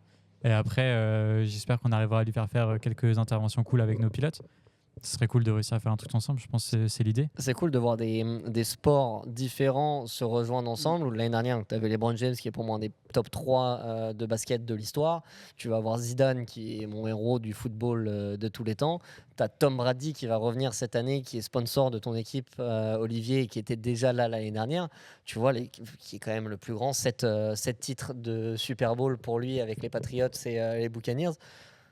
T'as les plus grands de tous les sports qui viennent juste pour cette course-là, quoi. Ouais, et il n'y a pas que, il y a des acteurs aussi. L'année dernière, on avait vu quelques acteurs français. Il y avait même un tournage, je crois, de Claude Lelouch qui a eu lieu en même temps. Je sais pas si je sais pas ça. Il y avait Cadmerade, il y avait. Non, mais non. Je crois pas. On a Franck une photo. Dubosc. Sérieux? Ouais. Il y avait Cadmerade, faudrait que je vous retrouve les photos. Mais si, j'avais eu ça. Mais ils ont tourné quoi? Et Barbecue. mais je sais pas ce qu'ils ont tourné, mais je sais qu'ils ont tourné. Et tu les voyais tous. Et Ça serait un trop bon film, ça. 3. Parce que t'as pas besoin de script en fait. Tu poses 3 caméras et tu fais vas-y, c'est bon, ça va se Je faire. vois qu'en régie, on nous fait signe. Peut-être que tu as une info sur ça. Ah, ouais, on confirme que j'ai la bonne info. Allez, C'est quoi l'info? Attends, c'est quoi l'info? Il s'appelle vraiment Barbecue? Non. Non. Ah, tu peux parler, Bill, hein, t'inquiète pas. Va. C'était autour de l'histoire du monde? Ok. Ah, donc il tourne un film autour de l'histoire autour de la course. Et le film est sorti ou pas? D'accord. Je pense pas si c'était tourné l'année dernière. Qui fait les images de notre Merci très beau Bilal. podcast Troisième Relais. Merci à lui. Et Merci pour tes infos. Et c'est vrai qu'on a quand même une 5e personne avec nous qui sera aussi aux 24 heures du Mans dans le box alpine après sa première expérience à Spa-Francorchamps. Voilà, il n'y a que des mecs qui viennent au Mans, c'est génial. C'est formidable. Tout le monde se rassemble autour du Mans. Mais s'il y a bien une course où il y a des personnes qui vont jamais au circuit, qui vont potentiellement venir voir une course, c'est bien aux 24 heures du Mans. C'est clair. Parce que j'ai de la famille, j'ai des amis qui n'ont jamais vu une voiture de course de leur vie et qui vont venir juste parce que c'est même si t'es spécial. Pas fan d'automobile, tu viens quand même parce qu'il y a plein de trucs à faire en fait. Il y a des concerts. Juste t'aimes un peu les voitures, tu viens. C'est ça qui est ouf. Une course de F1, si vraiment t'aimes pas la F1, ça peut être un peu chiant, quoi.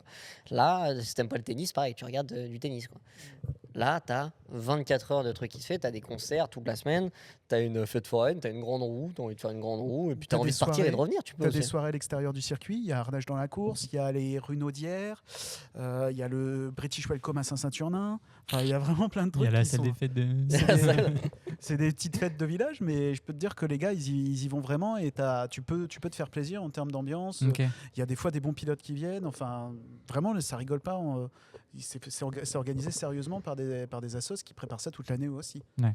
Et ça vaut le coup, hein. Je peux vous dire en termes d'ambiance. Ouais, t'as un tissu associatif autour de cette course-là que tu vois nulle part ailleurs. Moi, je vous invite à un truc, c'est vous avez jamais eu l'occasion de le faire, mais quand tu arrives par Arnage le vendredi soir de la course, l'ambiance dans la ville, elle est incroyable. C'est vrai. Ah ouais, mais c'est. J'y suis jamais allé, tu vois, cette année, je pense que je vais y aller. Ah bah, prends le temps d'y aller. Parce que normalement, le vendredi après-midi, on est du coup à la. Tu m'excuses, je passe du vendredi après-midi à les meilleures 30 minutes de l'année. Ça s'appelle la parade. Et la parade, c'est quelque chose de totalement débile. Tu prends tous les pilotes des 24 heures du Mans, tu les mets dans des vieilles automobiles. Et l'année dernière, il y avait 60 000 personnes, si je ne me trompe pas, dans les rues. C'est encore gratuit, ça. C'est tout à fait gratuit. Tu as accès aux pilotes quand même de très près. On a plein de trucs à distribuer, des souvenirs des 24 heures du Mans. Et tu as 30 minutes où, honnêtement, là, c'est n'importe quoi. Tu croises plein de potes. Et tu croises surtout des personnes qui sont là tous les ans. Et je vais t'en donner deux. Je vais t'en donner une qu'on connaît tous très bien. Thérèse, si vous ne l'avez pas déjà vue, vous l'avez entendue hurler le nom de ses pilotes préférés de Kevin Estre et de tout le monde dans la pit lane avec ses cheveux et sa canne. Cette année, elle avait une canne. L'année dernière, elle avait une canne lumineuse. Attention, elle l'avait. Elle l'avait upgrade, c'était pour la nuit. Elle mettait les phares comme ça. Tout le monde connaît Thérèse. Elle a toujours normalement aussi une coiffure un peu atypique. La perruque un peu rose colorée, ou violette. Ouais. T'as Thérèse, t'as un groupe d'anglais qui est à la parade tous les ans au même endroit, au début dans la ligne droite sous les arbres.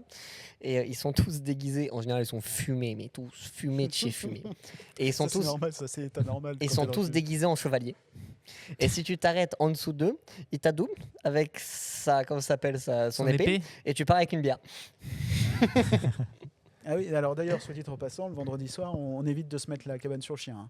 Parce que le lendemain, il y a du boulot aussi. Je connaissais pas la cabane sur le chien, je me suis demandé. Je me dit, quelle cabane, quel chien, de quoi il parle? C'est une belle expression, ça vient du rugby. Ouais, non, t'évites de. Oui, effectivement, parce que t'as le lendemain, mais t'as cette.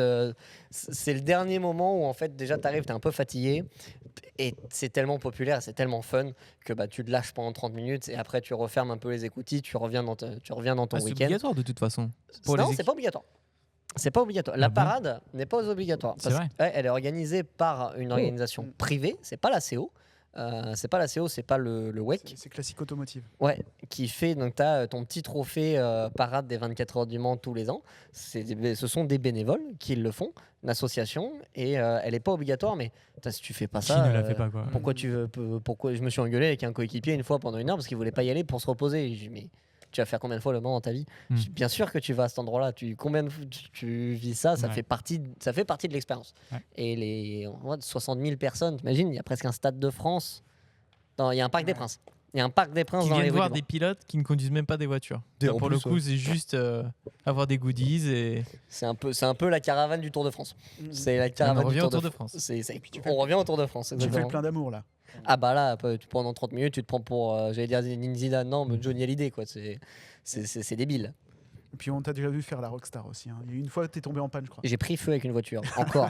Putain, mais combien de fois j'ai pris feu avec des bagnoles? C'est inquiétant, quoi. Ça, oh là là. Ouais, là, il n'y avait pas la course. Hein, C'est pas moi qui conduisais. Je suis désolé, c'était pas moi qui conduisais. Non, parce que si t'avais été toi, c'était la roue qui partait, c'est ça. Enfoiré. gratuit. Enfoiré. En même temps, je suis tellement chariable sur ce sujet-là que qu'est-ce que j'ai pas cassé sur une voiture, quoi. À toi de nous le France, dire. ouais, j'ai pas la réponse. J'ai tout cassé, même un volant une fois, en tapant dedans avec la tête. Et donc la course après, c'est donc 24 heures, mais C'est c'est plus long. Et là, C'est c'est c'est le dernier rendez-vous qu'on a. Alors, la C'est parade. les derniers trucs juste le pour vendredi dire aussi, soir. ça ouais. vous replacer nous le vendredi en tant que journaliste. Oui, toi, c'est Là, c'est la, la journée guerre. Toi. infernale. Parce que tu commences avec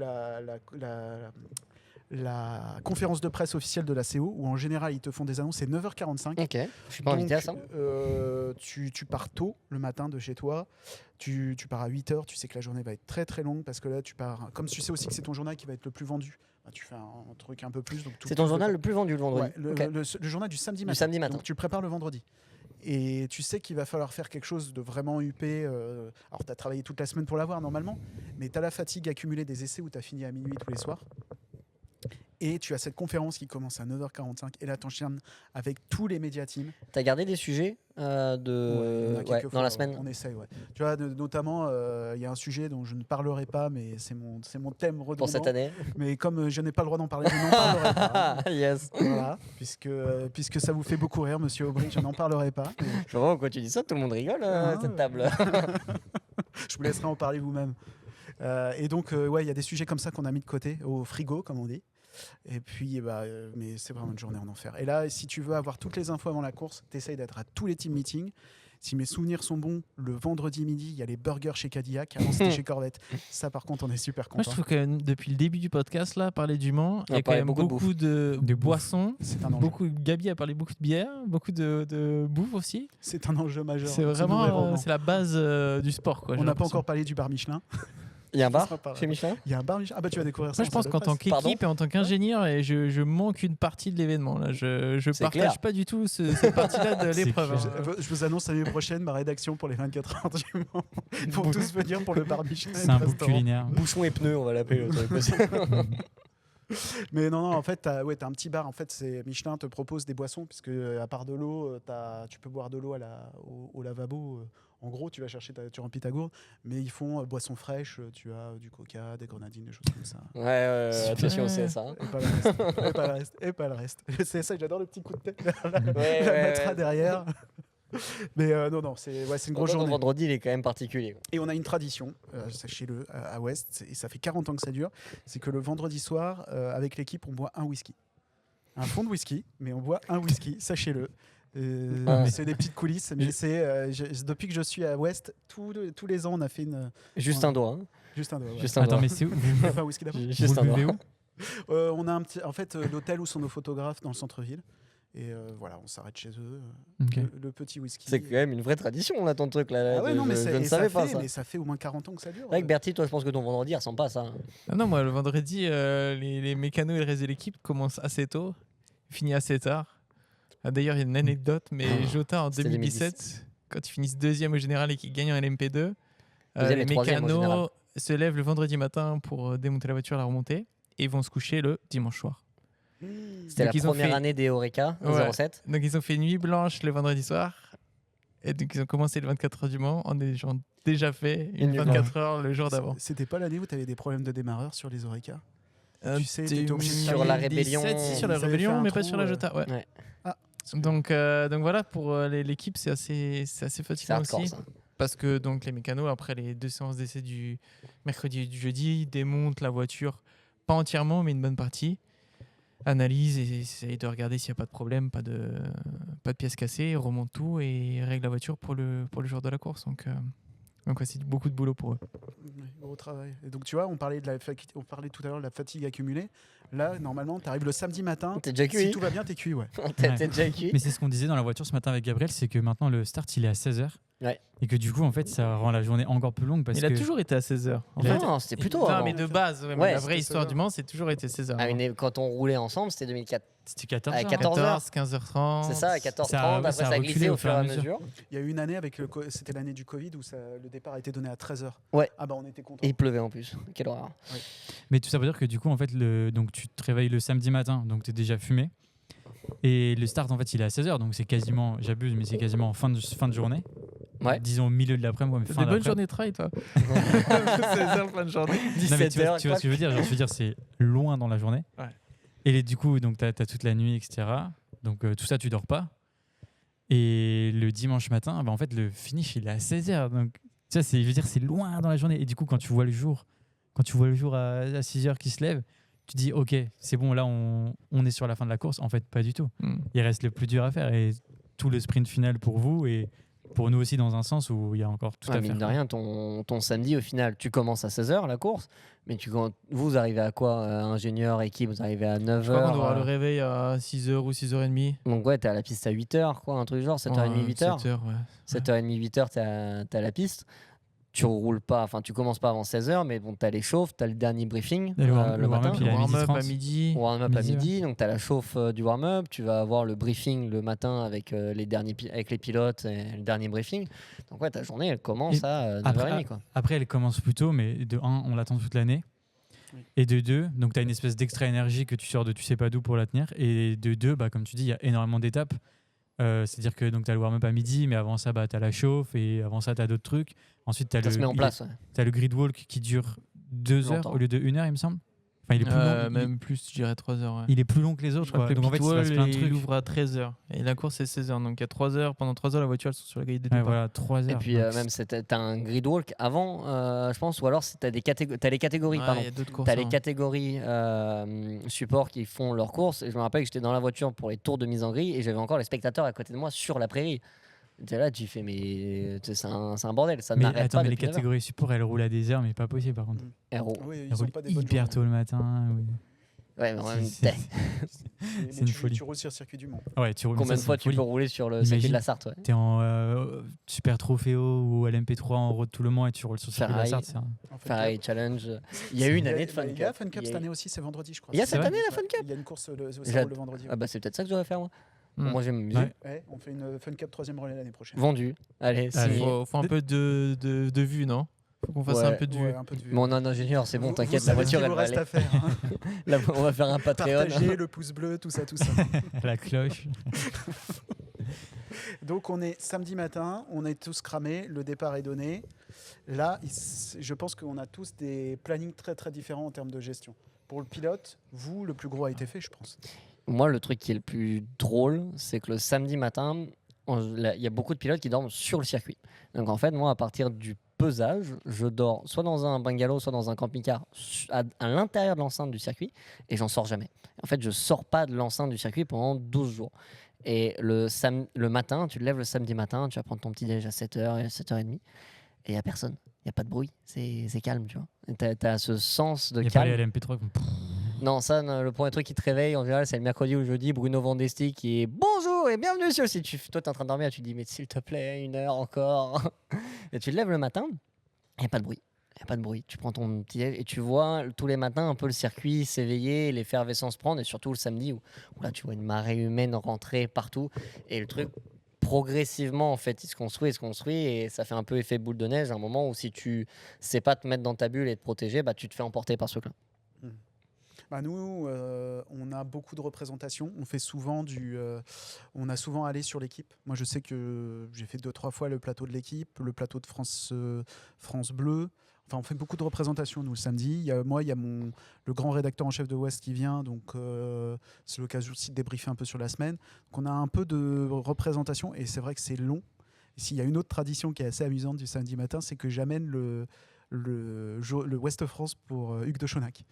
J'ai cru qu'il allait beau, me dire qu'il allait boire un autre whisky. Un whisky, le samedi alors, matin. je prends J'ai dit, un oh là là, un où est-ce whisky qu'il va, avec Guillaume les pâtes au restaurant à 8h. Tout en même temps. C'est ouais, une vas-y. super journée. Attends, donc West France avec de Chonac, tu dis? Ouais, on lui joue. Bon, tu sais, c'est des trucs habituels avec le temps. D'où le sujet sur Eureka, je comprends mieux. D'accord. Ouais, voilà, tu vois, c'est ça. Et non, on lui amène quand on le croise en fait dans le. Je dis, bah tiens, j'ai votre West France, et puis voilà, donc c'est un petit geste sympa, c'est rigolo. Et vous connaissez tous un peu Hugues, en plus avec sa gentillesse. C'est toujours un petit moment pour discuter, faire un petit briefing comme ça d'avant-course. Voilà. Il pourrait y avoir je suis en train de réfléchir, tu vois, là, on est en train de donner notre version et notre point de vue chacun de la même course. Du même week-end, de la même semaine. En fait, on est en train de montrer qu'on a 4 points de vue différents. Tu pourrais presque faire un film où tu prends chaque personne, le point de vue de chaque personne, et t'as pas la même expérience. T'as pas la même expérience, alors qu'on est tous au même endroit avec la même timeline. C'est Dunkerque. Claude Lelouch, si tu nous entends. Non, c'est Christopher Nolan qu'il faut appeler. C'est Dunkerque, en fait. T'as 4 personnes avec la même timeline, et t'as Bertie qui, lui, par exemple, à partir de 14h, le moment où tu vas voir la mise en grille, lui, il va être ancré sur son muret des stands, et là, il met presque les écoutilles, où il est que dans sa course. Tu vois. Il va être dans sa stratégie, dans sa voiture. T'es sur le muret et tu ne te lèves plus jusqu'au lendemain. Enfin, juste pour les besoins naturels. Non, les manger un bout, on a l'équipe qui nous apporte à manger sur le muret. Ouais. Et d'ailleurs, même ça, en termes d'équipe, on a, en termes de nourriture, on n'a pas un repas, on n'a pas un petit-déj, un dîner, un déjeuner. On a une petite portion d'une nourriture différente toutes les heures. Et en fait, pour nous, on les appelle les 24 heures de la bouffe. Parce qu'on a, et en fait, on a notre physio qui a fait un menu spécial pour le Mans et qui apporte à toute l'équipe, chaque heure, une petite chose à manger. Et comme ça permet de garder un rythme. C'est assez ludique aussi pour l'équipe. Ça permet de rester éveillé, de toujours un peu attendre le prochaine portion de repas qui arrive. Et ça permet en fait d'avoir de l'énergie en continu sur 24 heures, de ne pas avoir ce pic en fait où tu vas manger, avoir ta digestion, t'endormir. Parce que nous, les ingénieurs, on va être le seul corps de métier qui ne va pas dormir du début jusqu'à la fin de la course. On n'a pas de remplaçant. Ça vaut un petit sujet, ça. Il n'y a pas de remplaçant, il y a une personne qui te parle à la radio, et faut pas qu'il fasse d'erreur, parce que tu oublies de coller un truc, ne serait-ce que dans la cinématique de l'arrêt au stand, tu as toute une checklist de trucs à faire, de personnes avec qui tu interagis, et t'en oublies un, ça peut être une catastrophe dans l'équipe. Il faut être sûr que tu aies la bonne quantité d'essence dans la voiture, que tu aies les bons pneus dans le garage au bon moment, que le pilote soit là. Que le pilote qui monte dans la voiture se souvienne de boxer aussi, parce que si tu lui dis au début d'un tour de 3 minutes 30 qu'il faut qu'il s'arrête au stand, mais si tu lui rappelles pas 30 secondes avant qu'il s'arrête, peut-être qu'il aura oublié. C'est arrivé. Des fois, si tu vois souvent des voitures au ralenti à partir du Dunlop, il y en est arrivé dans le passé, c'est qu'il a oublié de s'arrêter, donc il est obligé de rentrer au ralenti et de se faire 13 km. Sauf le coursier donc 80 km. Il n'a plus d'essence. Ça c'est déjà arrivé dans le passé. Donc c'est des petits détails comme ça que je me souviens le samedi de 16h à minuit, 3h du mat, ça n'a pas de problème, ça tu t'en souviens. C'est le dimanche matin où il faut être précis, il ne faut pas oublier toutes ces choses-là. Et le dimanche matin, tu te lèves, tu as le soleil qui se lève, tu te dis c'est bon, j'ai fini. Franck, tu le disais tout à l'heure, le soleil se lève, ok. Ouais. Et ben non, il reste encore 15 heures de course. Ouais. Nous, le dimanche déjà, il faut vraiment se dire, on boucle à minuit et il faut trouver des sujets qui vont toujours être bons pour le lendemain matin. Donc, Mais attends, ça, vous dormez ou pas? on dort, ouais. Moi, Mais avant, je dormais pas. Et Ok. depuis que j'habite ici, je vais dormir. Mais du coup, le bon Oh, les sujet touristes. le bon sujet tourisme. pour vous, c'est pour les gens qui vont se réveiller à 8h du mat, c'est que s'est-il passé pendant la nuit? Bah oui, alors ce qu'on a trouvé maintenant, il y a un truc qui est super génial. Et Là, il vient de te dire, je comprends pas. Alors, Là. Attends. si on veut remonter dans l'histoire, avant, on avait en fait ce qu'on appelait le bungalow, Ouais. où à l'époque, je te parle d'une époque où on est en argentique, et il y avait on faisait les Je développements vous parle du journal d'un sur temps. place. Ok. Ah oui, ok. Donc on avait une chambre noire sur place, on avait un bungalow spécifique, et on était capable de sortir un filet que tu mettais à 3h du matin et à 7h du matin avec le classement mis à jour. Donc en fait, tu avais ton journal à 7h le matin avec un classement mis à jour. Ok. Donc on était bien. Et puis on a eu une période où il y a eu on a commencé à moins faire ça. Et Internet est arrivé. Donc maintenant, en fait, en gros, on dit aux gens pour le classement toutes les infos sur Internet. Et là, ton journal est rempli en fait de sujets un peu compréhension, lire entre les lignes. Je sais pas, tenir jusqu'à 16 heures. Ok. Typiquement, ce genre de sujet. Je suis pas encore arrivé là dans ma trame, mais Ok. Ça j'ai va quelques arriver. idées, mais ça va arriver. Et c'est une difficulté, ouais. Mais par contre, je pense que toi, le dimanche à 16h, quand la voiture arrive, à mon avis, mentalement, t'es rincé bouilli. Ouais, Ça dépend du je pense résultat. que tu as encore un peu l'adrénaline de la course. Ça Dépend. Et qu'est-ce qu'il a dit? Ça dépend du résultat. Ça dépend du résultat, c'est sûr. Une course où tu te bats devant pour un podium, t'es pas fatigué, clairement. En 2022, je n'ai pas bu un café de C'est toute surtout la quand course. il gagne. Mm. Quand tu as eu des problèmes pendant la nuit, que tu es 4 tours derrière, 10 tours derrière, 15 tours derrière, que tu te bats pour pas grand-chose à part finir, là c'est long. C'est très long parce qu'il faut réussir à remotiver tes pilotes pour qu'ils continuent de pousser. Il faut motiver tes mécanos, il faut motiver tout le monde. Et là, c'est tu as un peu ce rôle de chef d'orchestre, de garder un peu le côté positif et de finir. Mais là, c'est dur. Mais ouais, après, nous, la course, moi, le truc qui me marque le plus, c'est que j'ai souvent des crampes en fait.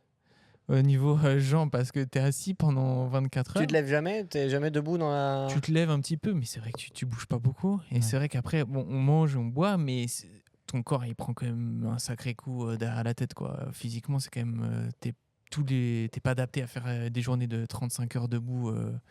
Donc, ouais, c'est vrai que physiquement, tu prends un peu après la course. Tu vas te coucher tôt, toi, le soir même? Encore une fois, Ça ça dépend du Ça résultat. dépend du résultat. Et tu croises Olivier après une victoire, et je te promets que je pense que tu le croises dans l'heure. Et il se souvient pas de ce que tu as dit, je pense. Je t'ai croisé après Le Mans 2022, et je sais même pas si tu te souviens que je t'ai parlé. tu vois. Le Mans 2022, il gagne avec la LMP2, D'Acosta, Stevens Gonzalez. Et Gonzalez. Roberto. J'ai d'ailleurs une photo de toi sur les Ouais, matchs. après Ouais. le podium. T'as l'air vraiment, ils sont tous livides. Les gars, ils ont fait un truc là. T'es Mais sont c'est contents. vrai t'es vidé, ouais. que, mais comme il disait Franck après Spa, je pense que t'as le côté un peu t'es desséché, tu vois, t'as été en T'as contact une avec tes euphorie. pilotes. T'as une vraie euphorie. Ouais, et puis, donc ouais, après la course, non, on se couchait, donc on se réveille à 6h30 le samedi matin et on va se coucher à dimanche vers je sais pas, 21h, 22h à peu près. Ouais, ça fait des bonnes journées. Ça fait, ouais, c'est 2 bonnes journées même. Ça fait une semaine de travail Ça pour une fait, personne ouais. normale en Alors, une journée. Et puis là, on arrive à la fin des 12 jours du Mans, quoi. On vient de passer en revue tout ce qu'on fait de nos 4 points de vue différents. Et est-ce que Belle déjà semaine. le lendemain matin, vous pensez à l'édition suivante? Non. Moi, j'ai envie de crever le lundi. Déjà, t'as envie de. Enfin, souvent, tu regardes la course, je pense. Ou. Le lundi matin déjà. Je me la remets. Non, mais tu sais, en fait, enfin, ça dépend, mais tu rates toujours des trucs, tu vois. Après, on n'a pas forcément les métiers. Peut-être que toi, tu rates rien du tout. Mais moi, je sais que je peux pas passer 24 heures rate. derrière un écran, même si j'essaye le mieux possible pour pouvoir retranscrire les choses. Mais souvent, je rate des épisodes où parfois, tu arrives devant l'écran parce que tu as raté pendant 3 quarts d'heure, tu faisais un autre truc. Et je sais pas, il y a 3 voitures qui ont DNF, tu sais pas ce qui s'est passé. Et du coup, c'est sympa aussi de revoir les images, de pouvoir comprendre ce qui s'est passé, les erreurs et tout. J'apprends des trucs sur ma voiture une semaine après, des fois. Hein. Alors, sache que si tu passes je crois que vous avez tous accès Media Center, mais si vous passez à l'entrée du Media Center, il y a un mur avec tous les abandons qui sont officialisés. Donc Ok. moi, le matin, premier truc que je fais le dimanche matin, Tu c'est dois être d'aller là souvent, voir moi. et je note. C'est vrai. Ouais, tu as tous les trucs officiels qui sont affichés. Ok. Voilà, pour la petite Bon, maintenant, on a des outils digitaux quand même. Hein. Ouh Ah, tu sais, quelquefois, le papier, ça a du bon aussi. Ouais, je rigole. Tu nous parlais d'argentique tout à l'heure, tu vois, donc il reste dans son thème. Le journal à l'ancienne, comment Eh ouais, on doit se dépresse les papier. petites annonces et compagnie. Alors bon, je pense qu'on a fait le tour de la On semaine. a fait le tour de la semaine. On a commencé, on est arrivé au pesage, on est arrivé aujourd'hui. effectivement, on est allé au pesage et on a fait mercredi, jeudi, vendredi où on roule pas et on a fait notre course. En tout cas, dans le temps qu'on a fait. Donc, qu'est-ce qui nous reste au final? Le sportif. Le Qu'est-ce qui s'est sportif. passé sur la piste? Parce qu'on a réussi à parler 1 heure du Mans sans parler de ce qui se passe sur la piste. Ouais, et ça, Ah, c'est bien, beau. je pour trouve. l'instant. Ça, cool. c'est notre force, je pense. Ouais. C'est cool parce que ça montre le côté humain de la course. Au final, le sportif, qu'est-ce qui va se passer? On a vu un très beau vainqueur à Spa. Bravo qui encore, nous- hein, d'ailleurs. donc, C'est la Ferrari, la 46. C'est pas la Valentino BBLM. Rossi.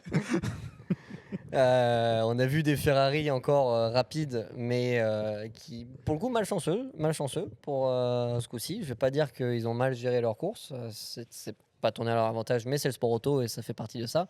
Est-ce qu'on se lance dans 1 heure d'analyse pré-course ou est-ce qu'on laisse le truc se faire au fur et à mesure du week-end? Je dirais juste vos pronostics, peut-être. Ouais, je pense que... Pronostic, il y a un bingo. Qui Un va bingo, gagner et qu'est-ce qui va se passer? Ouais, ça, c'est Ok, une bonne idée, ok, ça, ok, je suis ok. chaud. Qu'est-ce qui va se Allez, passer? Bingo, t'as des idées, Olivier? T'as un bingo, t'es obligé de rigoler. Va y avoir une voiture en feu. Facile. Ah ouais, mais va falloir Laquelle? donner des noms et. Ah, je dis potentiellement ce qui peut se passer. Bah, Collet, c'est plus là. Je pense qu'on a l'habitude de voir cette voiture en feu quand même, souvent. Après, on a des prétendants. Hein. Ouais, on a des prétendants. Quelqu'un le dit ou... Non, pas moi. Ok, un autre bingo. Allez, Un victoire. autre bingo. Victoire générale. Moi, je pense grosse averse, Oui. mais qu'à un endroit du circuit. Lequel? Grosse averse, mais juste à Comme l'année Mussat. dernière.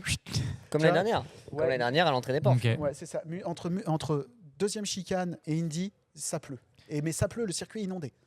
Ça serait drôle. Ça, c'est Ok. la fameuse Enfin, c'est pas phrase drôle dans pour le vous, film mais- d'Audi, It always rain Ouais, de c'est- Jason Sauf Statham. les 6 dernières années, mais.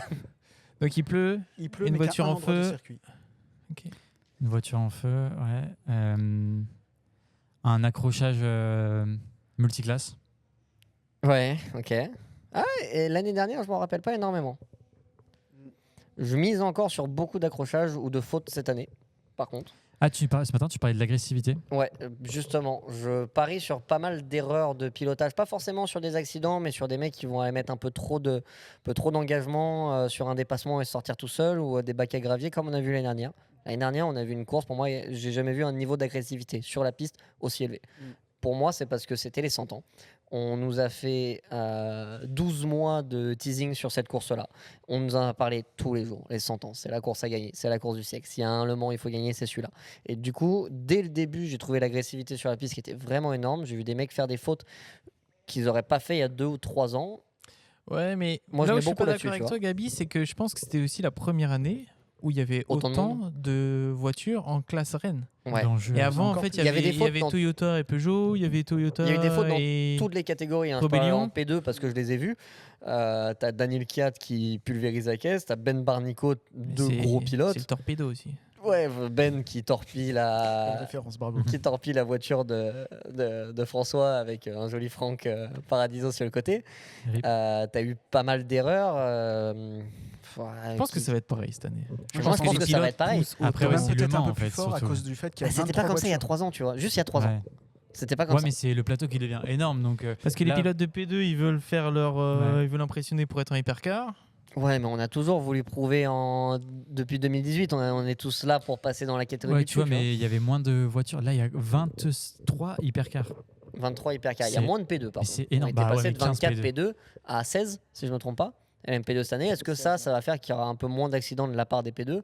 Enfin, Franchement, il y en a assez pour faire des carambolages, mais. Statistiquement, ouais, ça a du sens. Ouais. Mais En entre vrai, les les P2 GT, l'année dernière, elles sont toutes sorties toutes seules. hein. ouais, La F-Corse et la Nielsen, la Cool Racing. Chaque La fois, c'était Jota. la Jota. ouais. Tout seul. Tout seul. Donc, Moi, je pense quand même que ça va être très chaud aussi en piste. Il va y avoir beaucoup d'agressivité. Et techniquement, en tout cas théoriquement, l'ensemble des voitures devrait être à peu près dans la même fenêtre de fonctionnement. Après, on verra ce qui se passe en piste. Mais je pense que tout le monde va être plus ou moins dans le même rythme. Donc, pour faire la différence, ce sera soit dans tes stands, soit en attaquant un peu plus en piste. Et je pense que c'est là où il va y avoir des erreurs. Il y a des gars qui vont peut-être se dire, allez, moi j'y vais. Le truc qui va Beaucoup foutre plus, la ouais. merde, c'est si la météo, c'est la même météo qu'on a depuis un mois, c'est-à-dire sec, pluie, sec. Là, ça relance la course pour tout le monde. C'est mon point de vue. Je crois que ça, c'est un enfer pour toi. Ouais, non, c'est pas simple. Ouais. La pluie. mais pour le Est-ce que- bonheur des Est-ce fans. que Zizou va faire des jongles dans le bingo? Tu lui donnes un ballon, il fait ça, deux, c'est trois un jongles. très gros bingo, ça. Gros Qui bingo, ça. prend ce bingo là Moi, je Gros pense ça à bingo. Zizou jongle sur la grille de départ. Jamais. Alors, dans ce cas-là, si on peut faire, Gabriel Aubry demande à Zizou s'il est entraîneur du Real Madrid. Ouais. Ça dans le bingo. Non, parce que je peux te dire déjà que je tiens à mon boulot et que j'irai pas le faire. Et tu veux faire un coup de marketing, tu lui donnes un ballon de foot alpine, jongle sur grille de départ, Zizou, tu fais. Pas sur la grille, mais peut-être avec les pilotes en backstage, une petite brésilienne. Tu fais grosse vue. Hein. T'as des fans si. de foot chez Alpine ou pas? Comment ça? En pilote? T'as des fans de foot? Ouais, Nico est très bon client là-dessus. T'imagines que dans ton bingo quand même de ta vie, faire une brésilienne avec Zidane sur les pistes des 24 heures du Mans, je sais pas si j'avais le. Ouais, j'avoue, j'avais pas Panenka pensé. dans le stand Ferrari. Ouais, parce qu'après, 2006 bingo, finale. quand t'as des voitures qui ont des accidents et tout, bon, ouais, il y en aura, mais faut Ouais. avoir des trucs à côté, tu vois. Ouais, des trucs. Bah, un Anglais bourré sur le bord de la piste, celui-là il est vendu déjà. Qu'est-ce qu'on pourrait avoir? Des queues d'attente pour aux toilettes. Oui. Ouais, facile. Le tram, Trop- trop facile. Le tram qui est comment dire en surekploitation le samedi soir à minuit. Tu vois, il n'y a plus assez de trams. Ah ouais. Ils sont obligés d'en Est-ce que mettre les un. trams s'arrêtent la nuit ou est-ce qu'ils continuent? Alors, ils ont été obligés de les arrêter l'année dernière c'est parce con, qu'il y avait eu ça. des événements. Non, c'était à Le Mans Classique où ils ont été obligés de les arrêter à 23h. Ça avait mis un. Ah ouais. Ça avait créé. Mais pas un- le Mans normal. Le Mans normal, il me semble que c'était juste la cadence qui était pas assez élevée en fait pour réussir. En fait, il y a eu un moment, il y a eu un gros bouchon quand tout le monde est parti.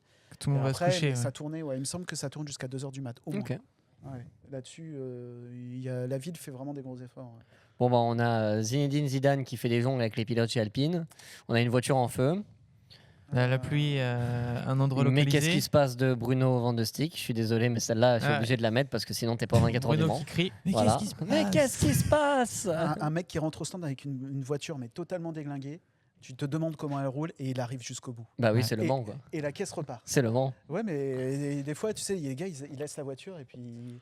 Ou alors, t'avais le. Comment c'était? C'était en 2018 sur la SMP quand ils avaient essayé de démarrer la voiture après un accident. Et tu vois toutes les bougies Ouais. qui sautent. Une par une. Ping, ping, ping. Victoire des Iron Dams. Ah, donc là, on est Tu au vois. pronostic, ça y est? Ouais. En Ouais. GT? Ouais. Ah, mais Victoire dans le- derrière. Tu sais quoi, Sans je, GT. tu sais quoi, je veux bien le prendre. Victoire des Iron Dams et Elle victoire le d'une mérite en Ferrari. plus. Ce Elle serait le pas mérite Parce que tellement. c'est deux équipes qui sont, pour moi, supérieures en performance. C'était qui la deuxième Ferrari. En LMDH en, Ouais. en hypercar. Ok. J'ai envie de mettre la 50 par pur copinage avec les pilotes et l'affection que j'ai pour eux. Voiture numéro 50, parce que la 50 et la... Il y a la 83 qui sera pas loin, je pense. Mais la 50 et la Iron Dams, c'est deux équipages qui dominent pour moi en termes de performance, qui auraient pu gagner Vraiment. quasiment toutes les courses, sauf Qatar, Ouais. pour les deux voitures d'ailleurs. Mais même Et- l'année dernière, Le Mans, la 50, elle Et devait... qui aurait dû les gagner s'il n'y avait pas eu un coup du destin ou un problème mécanique. Si les deux voitures vont jusqu'au bout sans faute, et quand je dis si, c'est quand même le truc le plus compliqué à faire aux 24 heures du Mans, pour moi, les deux voitures, elles sont capables de gagner. Et en LMP2, Formule monotype, qui gagne selon vous? Moi, je pense que ça va être un outsider. Je sais pas pourquoi. Je, Cool Fais Racing. gaffe à ce que tu veux dire. je- Ouais, Cool Racing, moi, j'ai Cool un Racing, gros, ça peut être ouais. Cool bien. Racing, grosse équipe. À 37. Moi, je vois Ouais. bien Panis Racing faire un truc avec Il y a PDS. Panis, il y a Pourquoi qui? pas. Il y a Arthur Leclerc. Non. non. C'est l'équipage échangé. Ah, l'équipage totalement. changé, merde. Ça n'a rien à voir avec l'équipage en ELMS. Bon. Ok, bon, merci, tu vois, le mec qui suit. Heureusement que je suis journaliste, moi. Alors, je te dire les noms, là, évidemment, j'ai un trou, j'aurais dû préparer ça, mais. C'est pas grave. Au moins, on Allez. sait ce qu'il faut préparer pour. Cool Racing numéro 37. Moi, je mets Ferrari 50, Iron Dams, Cool Racing numéro 37. Je Trop mettrais bien facile. aussi Live Corset. C'est dans le Ouais, 83. mais quand c'est Moi, facile, c'est j'aimerais que ça bien. se passe pas, justement. Live Corset, J'aimerais bien voir Live Corset 183 gagner parce que je suis originaire de Bretagne, il y a les couleurs de la Bretagne, donc ouais. autant dire que ça me Attends, ferait elle plaisir. roule sous le 183? Ouais, c'est 183. Ah, je savais pas. C'est marrant. Parce que du coup, le 83 est pris par la. C'est ça. Ok, ah, marrant. Donc, ouais, celle-là, moi, je verrais bien. En voiture qui gagne. Mais attends, du coup, c'est Général. du Pro-Am. Ça existe encore le LMP2 Pro-Am? Non? Si, c'est du programme Si. aussi. Ils font programme aussi, mais je sais pas pourquoi. Allez, il pleut, tu vois, les conditions de course, ils sortent pas du tout. de la Allez, voiture. victoire générale, monsieur Nedelec. Victoire générale, la Cadillac numéro 3. Parce que Ah. je rêve de De voir voir Seb Seb Bourdet Bourdet. gagner. Aucune chance. Non, ça c'était le pronostic, Du cœur. Du cœur. Pronostic du cœur. Non, le vrai pronostic, moi je pense que c'est Toyota qui a gagné. Ça va Ok. être la démonstration de ce que je crois depuis 2 ans, c'est qualité d'exploitation, qualité d'exécution. Ok, on a beaucoup parlé dans les premiers épisodes. Et je pense que là, ils vont faire, je les vois bien faire la leçon à tout le monde quand même. Désolé. Non, mais Ok. moi, je. Mais c'est cool, non, Bertie, d'avoir est-ce que tu te pronostiques? Moi, j'aime bien les mecs qui se mettent en. qui assument Qui les. s'auto. C'est qui La assume- voiture, je comprends plus rien. Qui assument le statut de leader. T'as gagné la dernière course, ça choquerait personne que tu nous dises ça. Je pense qu'on n'est pas. Oh, putain, on il n'est pas commence à favori. faire comme un pilote, regarde, ça y est. Non, mais je pense que les autres, ils sont un peu meilleurs. On n'est pas. Comment t'appelles ça Favori. On n'est pas favori. On est outsider, mais pas favori. Alors, c'est qui le favori pour toi? Mais outsider, oui et non, parce que Porsche, quand même, vous êtes pas mal là. Ils sont outsider, enfin, mais c'est les derniers vainqueurs de course, hein, quand même, je rappelle. toutes les Porsche sont pas mal et le Mans, mène le c'est un championnat. circuit qui vous va, quoi. Ouais, non, c'est vrai que dans le championnat, les 2 premières voitures, c'est 2 Porsche. Moi, je suis d'accord avec Guillaume, mais Ferrari sont quand même assez forts. Je pense qu'ils vont avoir une bonne voiture pour le Mans. Le meilleur ennemi de Ferrari, c'est le même. Ouais, Moi, c'est ma crainte. mais Toyota, je pense que si tout va dans le bon sens, ils peuvent mettre un tour à tout le monde. Parce que je pense qu'ils attendent que ça. Que l'année dernière, ils ont tout gagné à part le Mans et qu'ils l'ont encore C'est en travers de la gorge. Et Mm. que cette année, ils ont retourné la table. Ils ont dit les autres courses, on s'en fout, on veut le Mans. Et donc, je pense qu'ils travaillent juste pour ça. Et je pense qu'ils cachent bien leur jeu, qu'ils ont bien caché leur jeu. Donc, ouais, franchement, je pense qu'il faut se méfier d'eux. On note. Toyota. Bah, du coup, Gabi, tu m'as volé mon prono. Mais, La 50 aussi? je pense Ok. la 50, ouais. Carrément, parce que depuis longtemps, ils ont du mal à tout mettre bout à bout, mais ils sont ultra perfos. 4 pole positions pour C'est Foucault ça. sur les 4 de Ferrari. Rien à dire. Toutes les pôles de Foucault et même le reste de l'équipage, pour moi, il est béton, plus béton que l'autre. Nick et C'est vrai Miguel. que ça me frustre de ouf que ce soit la 51 qui soit tout le temps devant. Mais quoi qu'il en soit, je mettrais la 50 devant. Coup d'éclat des Alpines qui font 2 et 3. Non, je Ok, rigole. on note. C'est beau. Non, On a parlé de voitures en feu tout à l'heure. J'espère vraiment pour Alpine qu'il y ait les 2 voitures à l'arrivée. En vrai, je pense que même C'est le c'est but l'ambition de l'équipe. Pour le nouveau 24 heures du Mans, ouais, Ouais, clairement. premier 24 heures du Mans, si les 2 voitures coupent la ligne, c'est cool. En LMP2, je mettrais la 37. Et la 37 donc de Cool Racing. Il y a aussi l'écurie d'Eletra. Il est sur laquelle déjà? AO Racing, Bike, C'est 14, c'est la 14. Je pense qu'elle va être pas mal aussi. CTF en plus. CTF, tout à fait. CTF, donc La caisse marche très c'est fort. ça. Bon équipage qui se connaissent en plus. d'Eletra, peut-être la. Quoique la pole, je sais pas si c'est très important, mais on n'a pas parlé de track position. Mais... La caisse. Je n'en parlerai C'est quoi pas. ce mot? C'est quoi? Non, Je j'en connais pas. parlerai. On en N'hésitez pas parlera au au Mans, prochain pas épisode. besoin au Mans. Track position, voilà, au Mans, c'est quand même le meeting de l'année où c'est le plus dérisoire, peut-être, non? Ouais, je suis d'accord avec toi. Et du coup, en GT, je mettrais la R&M's parce qu'elles méritent et elles ont le pace nécessaire. Allez, let's go. On a notre bingo. On a nos pronostics. Maintenant, on va voir si on est des bons journalistes et si ça se passe vraiment ou si on est tous des tocards. L'avenir nous le dira. Voilà. et Le Mans choisit ses vainqueurs. hein. C'est la meilleure phrase pour terminer cet épisode. Le Mans choisit ses vainqueurs. Je pense que tu as très bien résumé le truc. Il nous reste plus qu'à voir. Et puis on se donne rendez-vous mardi si on survit d'ici là. Mardi, après la course, ensemble, sur le circuit des 24 heures du Mans, pour débriefer de cette course-là, peut-être un peu plus longuement, peut-être avec un invité, pourquoi pas, un ou 2 invités, si on trouve quelqu'un, si quelqu'un veut bien raconter Des trophées, son peut-être. histoire. Des trophées, on espère. Moi, j'en ramènerai pas, ça je te l'annonce. Ça, à part des bières, je vais pas te ramener grand-chose. Mais c'est tout pour nous, pour ce 5e épisode de 3e relais. Et on se retrouve le mardi après les 24 heures du Mans, dans la semaine, sur YouTube et toutes les plateformes de streaming. Merci à tous. À dans 2 semaines. Merci, bonne Salut. course.